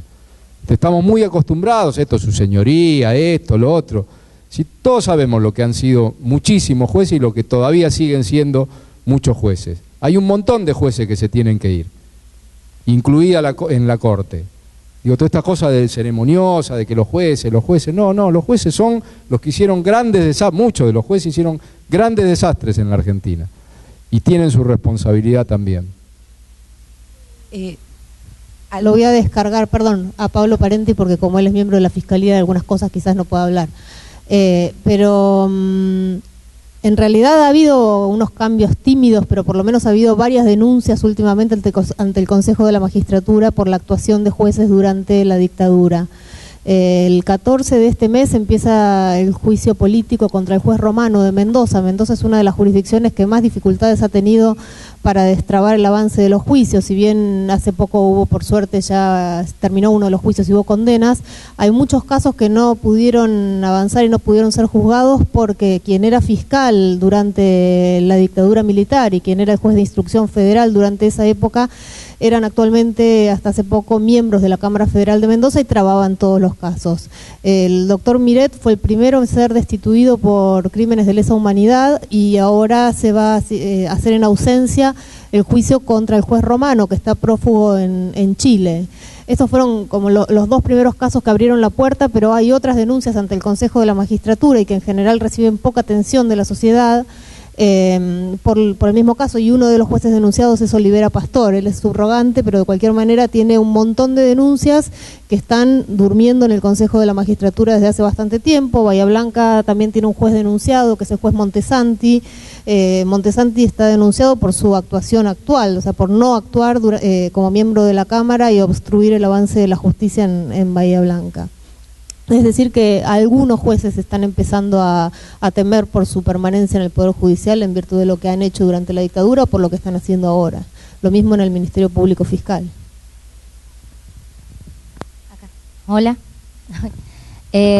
Acá. Hola. ¿Cómo viste la cobertura mediática de la desaparición de Julio López y qué me podés decir de la actualidad de la causa? El otro día en La Plata preguntamos y está como en un punto muerto la causa, no han aparecido ni indicios, ni pruebas, ni pistas para seguir. Así nos contó uno de los abogados que está llevando esta causa. Así que eso es lo que puedo contarte del tema de la causa. Con el tema de la cobertura de los medios, creo que allí inicialmente hubo una buena respuesta en general de la prensa. El tema, por supuesto, se fue dejando de lado y hoy cuesta instalar el tema de Julio López, y ahí volvemos al punto de si el periodismo o algunos periodistas ahí también no tenemos una deuda de estar investigando cuando la justicia no da resultado. Uno cree que la investigación de estos casos solamente la puede llevar adelante la justicia. No, la justicia investiga como puede, tiene un poquito más de facultades que la que tiene un periodista, esa es la verdad.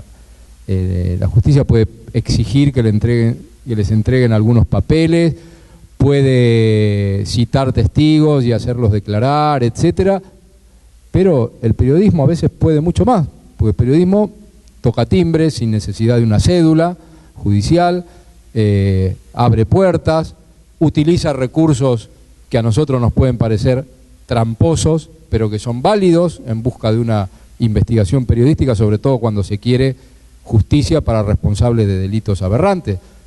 Como siempre digo, yo no le tengo ningún miedo a la cámara oculta para encontrar un represor. Ningún miedo, ni ningún miedo a hacer lo que han hecho otros, y bien, con el tema de engañar a los represores. ¿Qué me importa? Si para hacer el documental de hacerlos hablar a Viñone, a Díaz Besón, en el documental de... me sale el nombre ahora, no, pero ¿cómo se llama el documental? El documental, ¿sí? ¿Escuela Francesa? Bueno, para hacer ese documental se hizo pasar por alguien que venía del lado de ellos, a aplaudirlos por lo bien que habían hecho por Francia, y como periodista francesa vino y los entrevistaba así a los represores, y salieron entrevistas en las que terminan diciendo, se han usado en los juicios, se usan en los juicios los testimonios de Viñone, de Díaz Besone y de otros, donde admiten lo que hicieron, ¿no? Donde dicen, ¿qué querían? ¿Que fusiláramos? Sí, no, si fusilábamos, el Papa se nos venía encima, así que lo teníamos que hacer oculto. Digamos, esa declaración que hoy se usa en los juicios fue arrancada por una periodista que engañó a los represores. Por eso digo que en el tema Julio López por ahí también estamos en deuda y necesitaríamos algunos periodistas investigando el tema. ¿Cómo? Que dijiste que crees que cuesta que se instale el tema. ¿Por qué? No, hoy cuesta mucho y supongo que es por el tema de naturalizamos en los medios que los temas que se agotaron y no entendemos el rol que cumple el periodismo en el no olvido. Y en eso, bueno, tenemos que aprender de algunos otros ejemplos, ¿no? Alguna vez el diario Crónica, cuando estaba García al frente, publicaba todos los días en la tapa, chiquitito, el caso de un pibe que iba a ser juzgado porque había robado, creo que una moneda de $1 o algo así, y lo ponía todos los días en la tapa, para sensibilizar. Claro, a veces no alcanza con eso y no sensibilizás a nadie, pero bueno, habrá que usar también el ingenio para ver cómo mantenemos el tema López. Los compañeros de la revista Barcelona tienen, la verdad, hemos discutido, pero a lo bestia con ellos al comienzo, cuando nos quejábamos porque nos parecía que era terrible que usaran el caso López mezclado con una cuestión de humor, de ironía, del absurdo, era fuerte. Hoy, unos años después, la verdad que ellos cuando decían, lo hacemos así porque nadie se ocupe de López y aunque sea así, lo mantenemos. Y en una parte no sé si tienen razón. Entonces tendremos que discutir nosotros si desde la televisión pública, los medios nuestros, los medios más del palo, etcétera, si el tema López lo convertimos en una campaña, ¿no? ¿Qué tal va, Pablo? Acá. Quería saber si Aldo Rico tiene algún tipo de juicio con crímenes de lesa humanidad. De los que yo conozco tiene uno en San Martín, en el caso de la hermana y el cuñado de Norma Kennedy, que todavía se mantiene abierto, pero no se ha logrado todavía conseguir pruebas para indagarlo de nuevo, porque ya fue indagado, pero presentó, en el momento de su indagatoria hace muchos años, presentó una prueba que acreditaba que el día de los hechos él estaba en otro lado. Con eso el juez lo tuvo en una situación de duda y entonces le dictó ahí una falta de mérito y por lo tanto la causa se mantiene abierta, pero sé que la familia de no me acuerdo ahora el nombre de la hermana de Norma Kennedy, está intentando buscar pruebas que determinen que bueno, que fue el que participó de la patota que secuestró a la hermana de Norma Kennedy y al cuñado de Norma Kennedy. Bueno, vivo en la zona y es muy indignante ver cómo se maneja con tanta impunidad, ¿no? Postulándose siempre para intendente y haciendo cosas bastante feas todavía, ¿no? Y segundo, quería decirte también en el sentido de que, ¿qué opinás vos sobre, como medio de comunicación y de información, un género musical como fue el rock argentino en apoyo a concientizar esto de las luchas de madres de Plaza de Mayo, desaparecidos, dictadura? No te entendí la última parte. Claro, ¿Cómo? ¿qué opinión el rock como... Claro, ¿qué opinión tenés sobre, como medio de comunicación, quizás sea un género musical, como el rock argentino, como medio de información y de apoyo a lo que es derechos humanos? Sí, desde ya la música, y en esto entro a un tema que la otra vez hablábamos con unos alumnos, relacionado con esto de la música y las canciones. Algunos alumnos, destaco el rol que cumplió sin duda y cumplen, sobre todo algunos músicos de rock, y su compromiso y sus temas, etcétera. No sé hasta dónde han tenido también su importancia en la lucha por los derechos humanos, creo que sí, algún día habrá que hacer algunos homenajes. Pero el otro día hablando con unos alumnos de periodismo, impactados por lo que duraba una audiencia, ¿no? Habían ido a presenciar audiencia, que es otra invitación que les hacemos a todos, que vengan a los juicios. Ahora arranca uno que es más pequeño y que por ahí lo pueden ver de punta a punta en Olivos.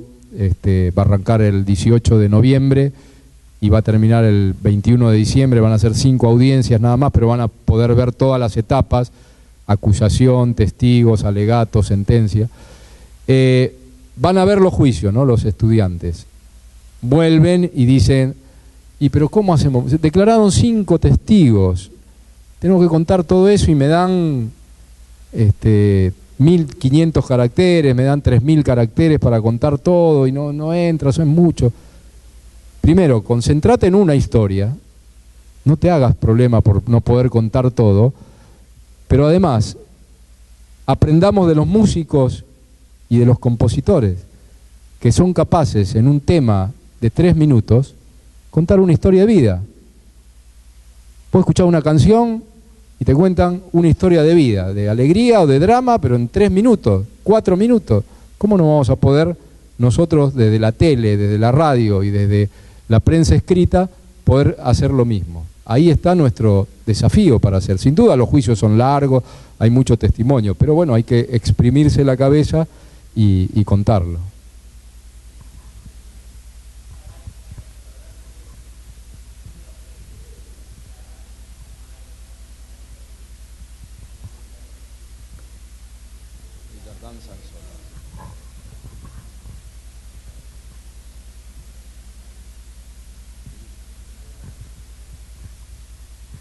Yo quería preguntarte sobre tu experiencia en el juicio de las juntas y cómo sin imágenes fue posible ingeniárselas de parte de la prensa para poder contar lo que estaba pasando dentro de las audiencias. ¿Cómo trabajaban? Yo sé que estaban presentes, no podían transmitir sonido, exactamente no recuerdo cómo fue la decisión de la justicia de permitir y hasta dónde permitir o hasta dónde prohibir.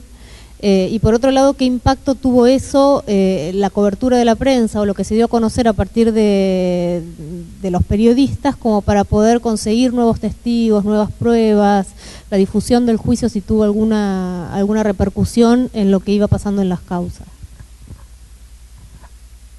Sí, el juicio a las juntas, tuvo una cobertura que fue más que nada gráfica. Radial se hizo con algunos esfuerzos.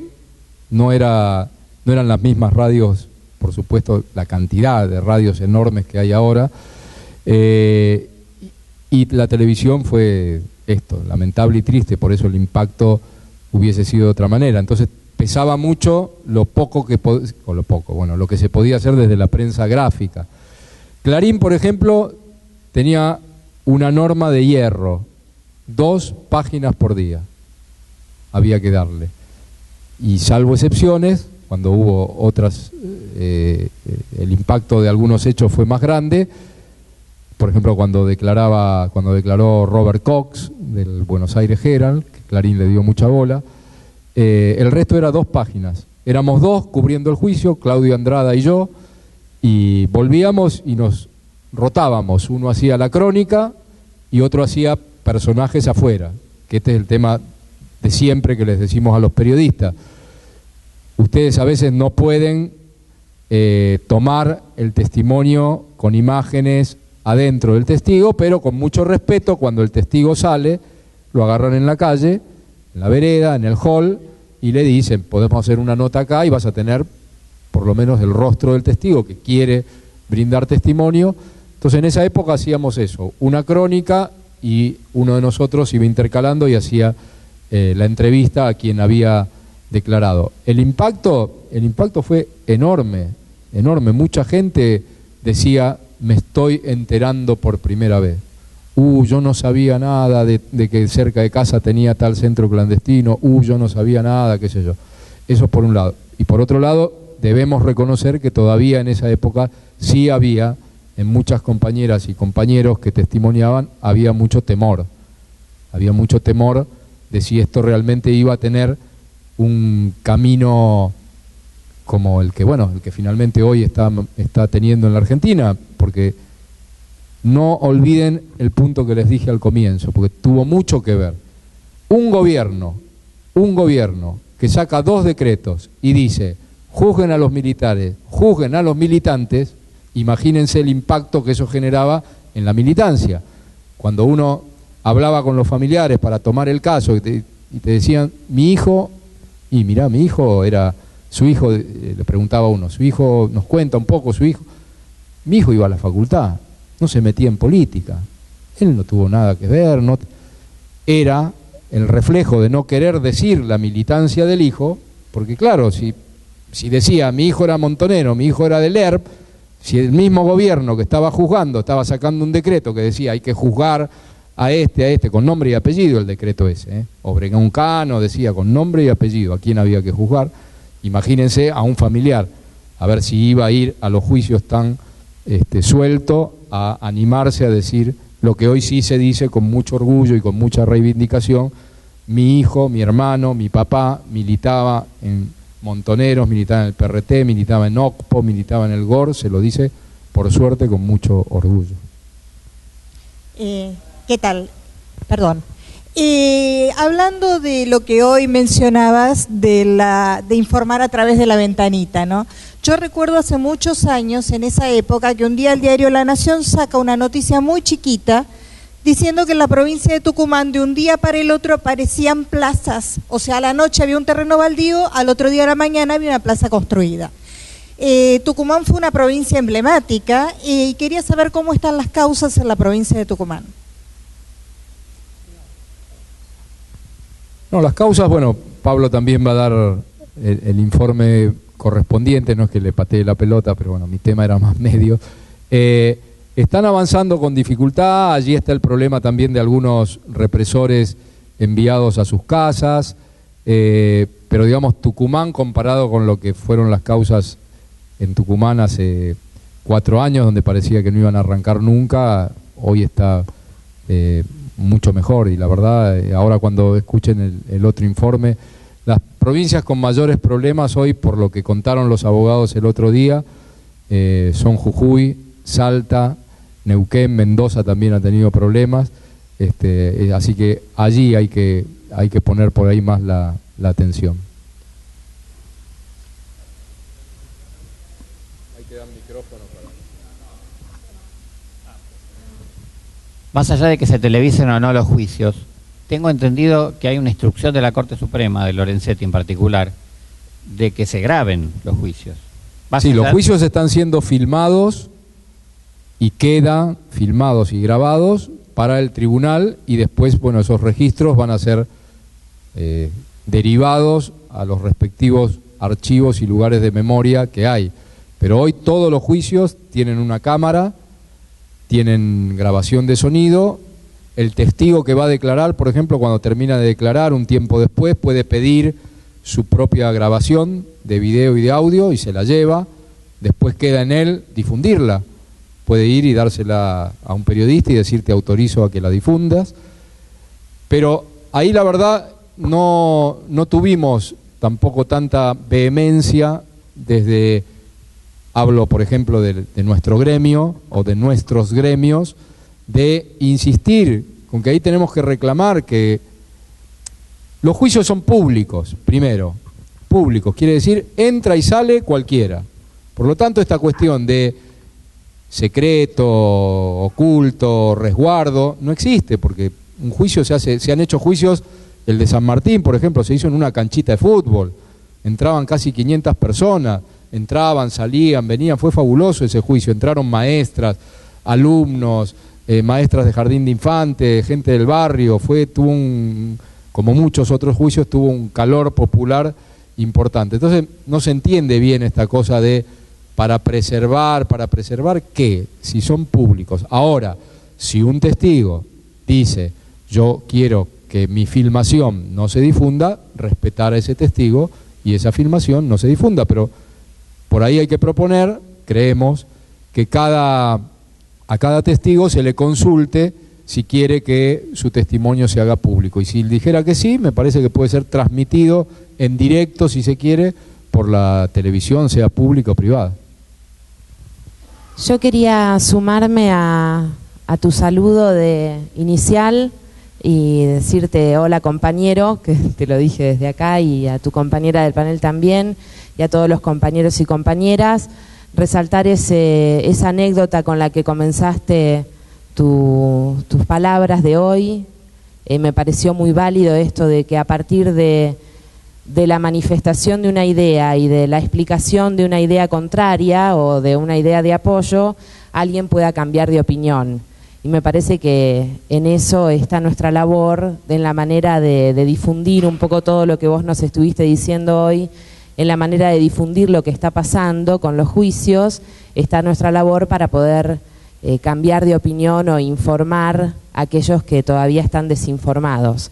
Me pasó de estar cerca de chicos que ya terminaron la escuela secundaria y que quedaron en una etapa intermedia porque no van a tener, por ejemplo, esto de las notebooks y estos contenidos que vimos hoy, cómo se firmaba el convenio, que tienen 19, 20, 21 años y que viendo, por ejemplo, las condenas de la ESMA de la primera etapa que vimos la semana pasada, me comentaban en la radio que para ellos es ciencia ficción, que realmente quedaron en un lugar intermedio en el que no asocian su historia de vida con aquello que pasó porque están lejos, nacieron después, ni tampoco tienen acceso a demasiada información.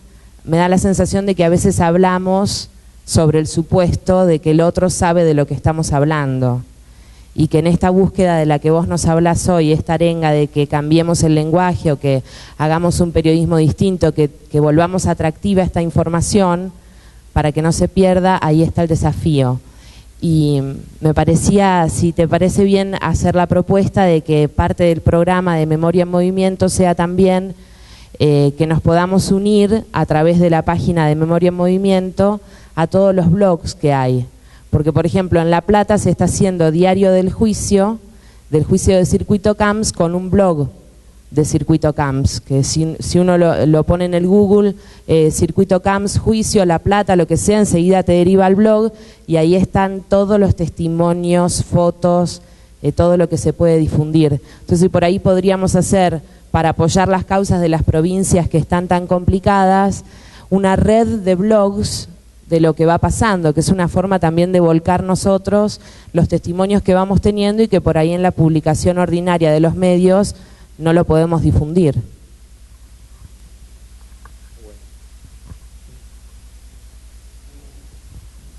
Hola. Perdón. ¿Ah? Hola, ¿qué tal? A ver, la pregunta concreta es volviendo un poco a este tema de las filmaciones, la televisación y en el caso nuestro también el tema de las radios, ¿no? Que no nos permiten difundir, por ejemplo, para radio es muy difícil hacer un minuto de radio sin audio porque el oyente se aburre, es así de sencillo. Esto por un lado, buscás la vuelta, principalmente en el top 5 tenemos muchas dificultades para trabajar porque encima nos ponen a las prensas al lado de los familiares, de los represores, lo cual te genera más dificultades, porque vos estás diciendo al aire, y bueno, Astiz mientras que le leían la condena estaba jugando al sudoku, y tenés la esposa de Astiz atrás diciéndote, y claro, de radio tenés que decir, de Radio Nacional tenés que ser, porque si no, no podés decir reverenda boludez. Entonces, tenemos determinados problemas en los tribunales, específicamente en el top 5. El top 5 es un desastre para lo que es, podrán dar buenas sentencias, el trato periodístico es patético. Entonces, digo, ¿hay alguna forma de generar una suerte de comunión periodística para que no suceda esto? Primero, para que nos separen a los periodistas de los represores, porque hay momentos en que son densos, hay momentos en que se rescatan. Yo tengo que confesar algo que para mí fue tremendo, que fue una chica de al menos 15, 16 años, no era más, hija de un represor. El represor la buscaba por el vidrio y te tuve que decir, tu papá te está buscando para tirarte un beso. Porque también vos decís, entendés que es una postura tremenda, pero decís, es la hija en definitiva. Ni ella tiene la culpa, ni él tiene la culpa de ser padre e hijo. Entonces, ¿hay forma de que esto se pueda, desde el sector del periodismo, de generar determinada conciencia, digo, una sala donde podamos grabar y que no nos prohíban grabar, no nos prohíban determinadas cosas, ¿no? ¿Se entiende, Pablo? Sí, sí. Gracias. Bueno, la propuesta por ahí es para todos, pero estaría bueno que se formara 2 puntos y pónganle el título que quieran, pero es lo mismo que hablamos los abogados el otro día, nos vamos a empezar a juntar y vamos a sacar pronunciamientos juntos.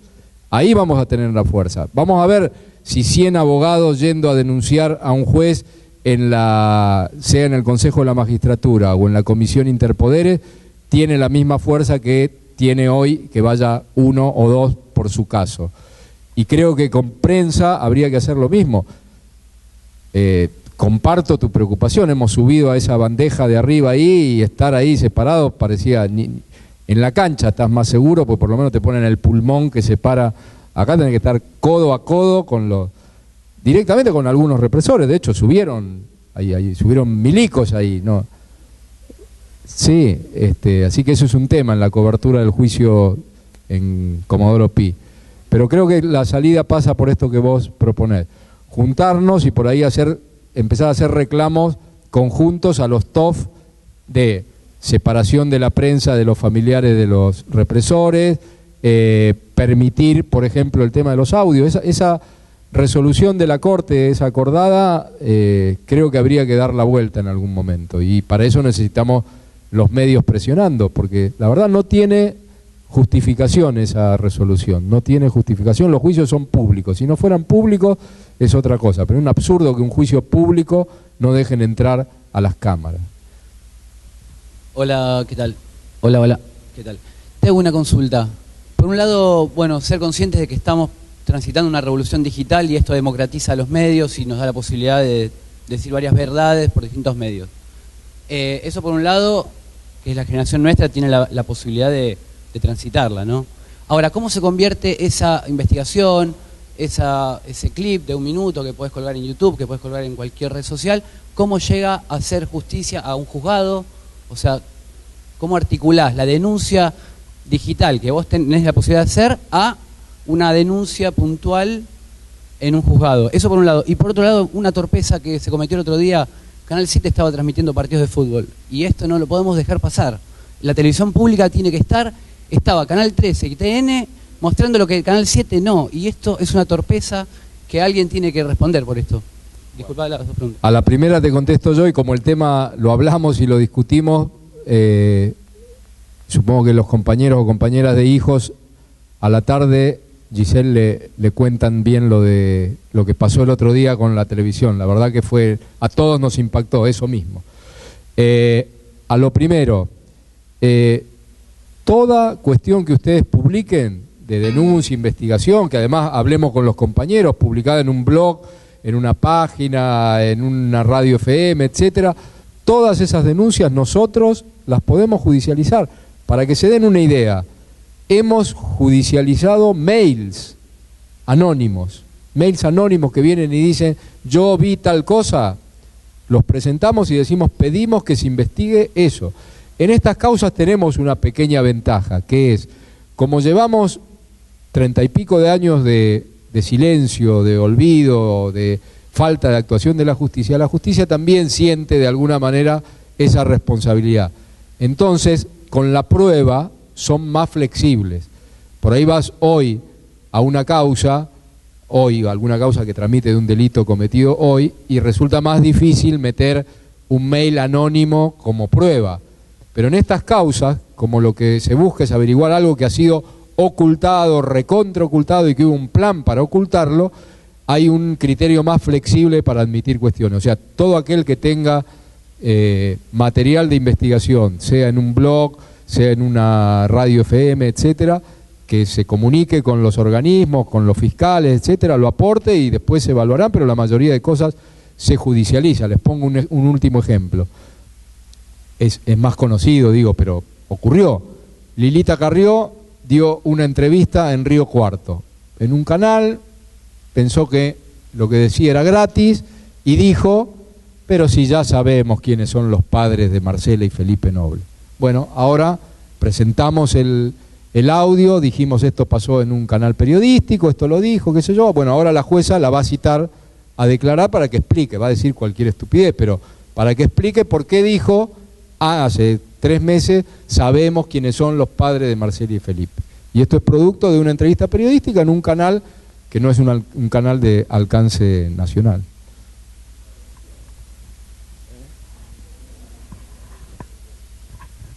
¿Quedan preguntas?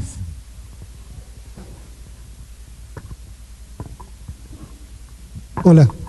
2 preguntas. La primera, ¿cómo fue la participación de los medios internacionales respecto a los juicios de la Junta y posterior? ¿Y de qué manera los medios hoy internacionales pueden aportar, digamos, a la causa, entendiendo también como una causa latinoamericana? Perdón, la primera decía la presentación de los medios. ¿De qué manera los medios internacionales, cómo lo vieron, digamos? ¿Cómo fue la participación de los medios nacionales o los internacionales? Internacionales. Internacionales. Sí. No, hubo una cantidad enorme de corresponsales aquí. De hecho, bueno, una de las cuestiones que se va a trabajar en un próximo seminario, si mal no escuchamos, es una reunión con los corresponsales extranjeros aquí, supongo que es también para motivarlos e incentivarlos sobre estos juicios, pero no, en aquel momento fue desbordante, hubo varios compañeros acá que tenían que mandar su nota para el medio que trabajaban y después mandar la nota sobre todo para los medios latinoamericanos, españoles, franceses, italianos que venían a cubrir ese juicio. El juicio tuvo un impacto muy fuerte a nivel internacional y como cobertura periodística. Y estas causas también, vienen muchos periodistas, ya vienen más dirigidos. Los de Alemania vienen a ver el caso Kesselman, los de Francia el tema de Astiz, de las monjas, cada uno viene ya con otro interés de por ahí su ciudadano en particular. Pero sí, estaría bueno que se logre que los corresponsales extranjeros aquí empiecen a darle mucha más bola a los juicios, ¿no? Estos juicios están no solo haciendo escuela desde lo jurídico, y estamos todos aprendiendo porque hay muchas cosas, qué sé yo, a ustedes le dicen, por ejemplo, che, un testigo tiene obligación de concurrir, ustedes lo primero que dicen, sí. Si no concurre, un testigo lo llevan de las pestañas por la fuerza pública y se sienta en el tribunal. Bueno, sepan que en estos juicios no funciona esa regla. Y no es porque hayan derogado nada en el código.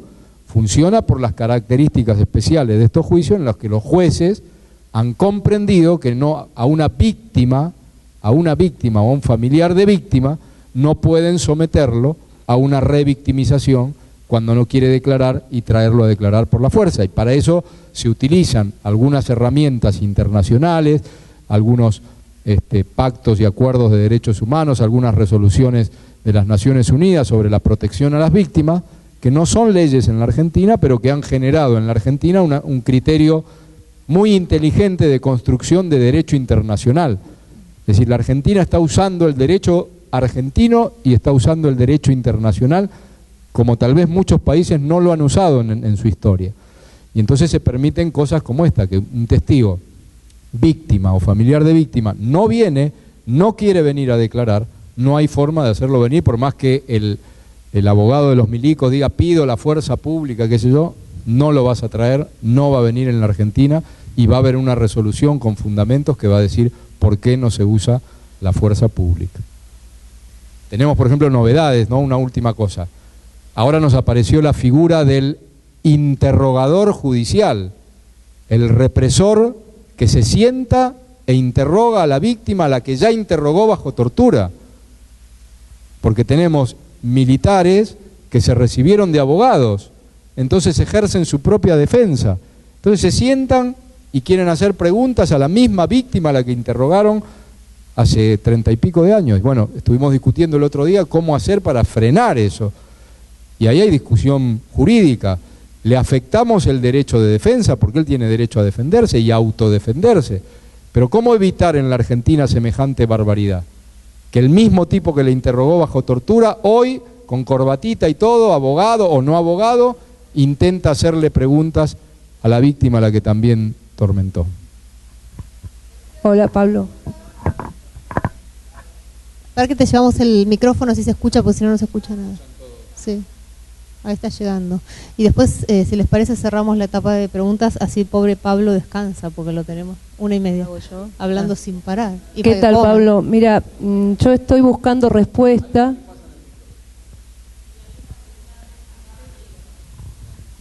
Estoy buscando respuesta o alguien que me ayude a investigar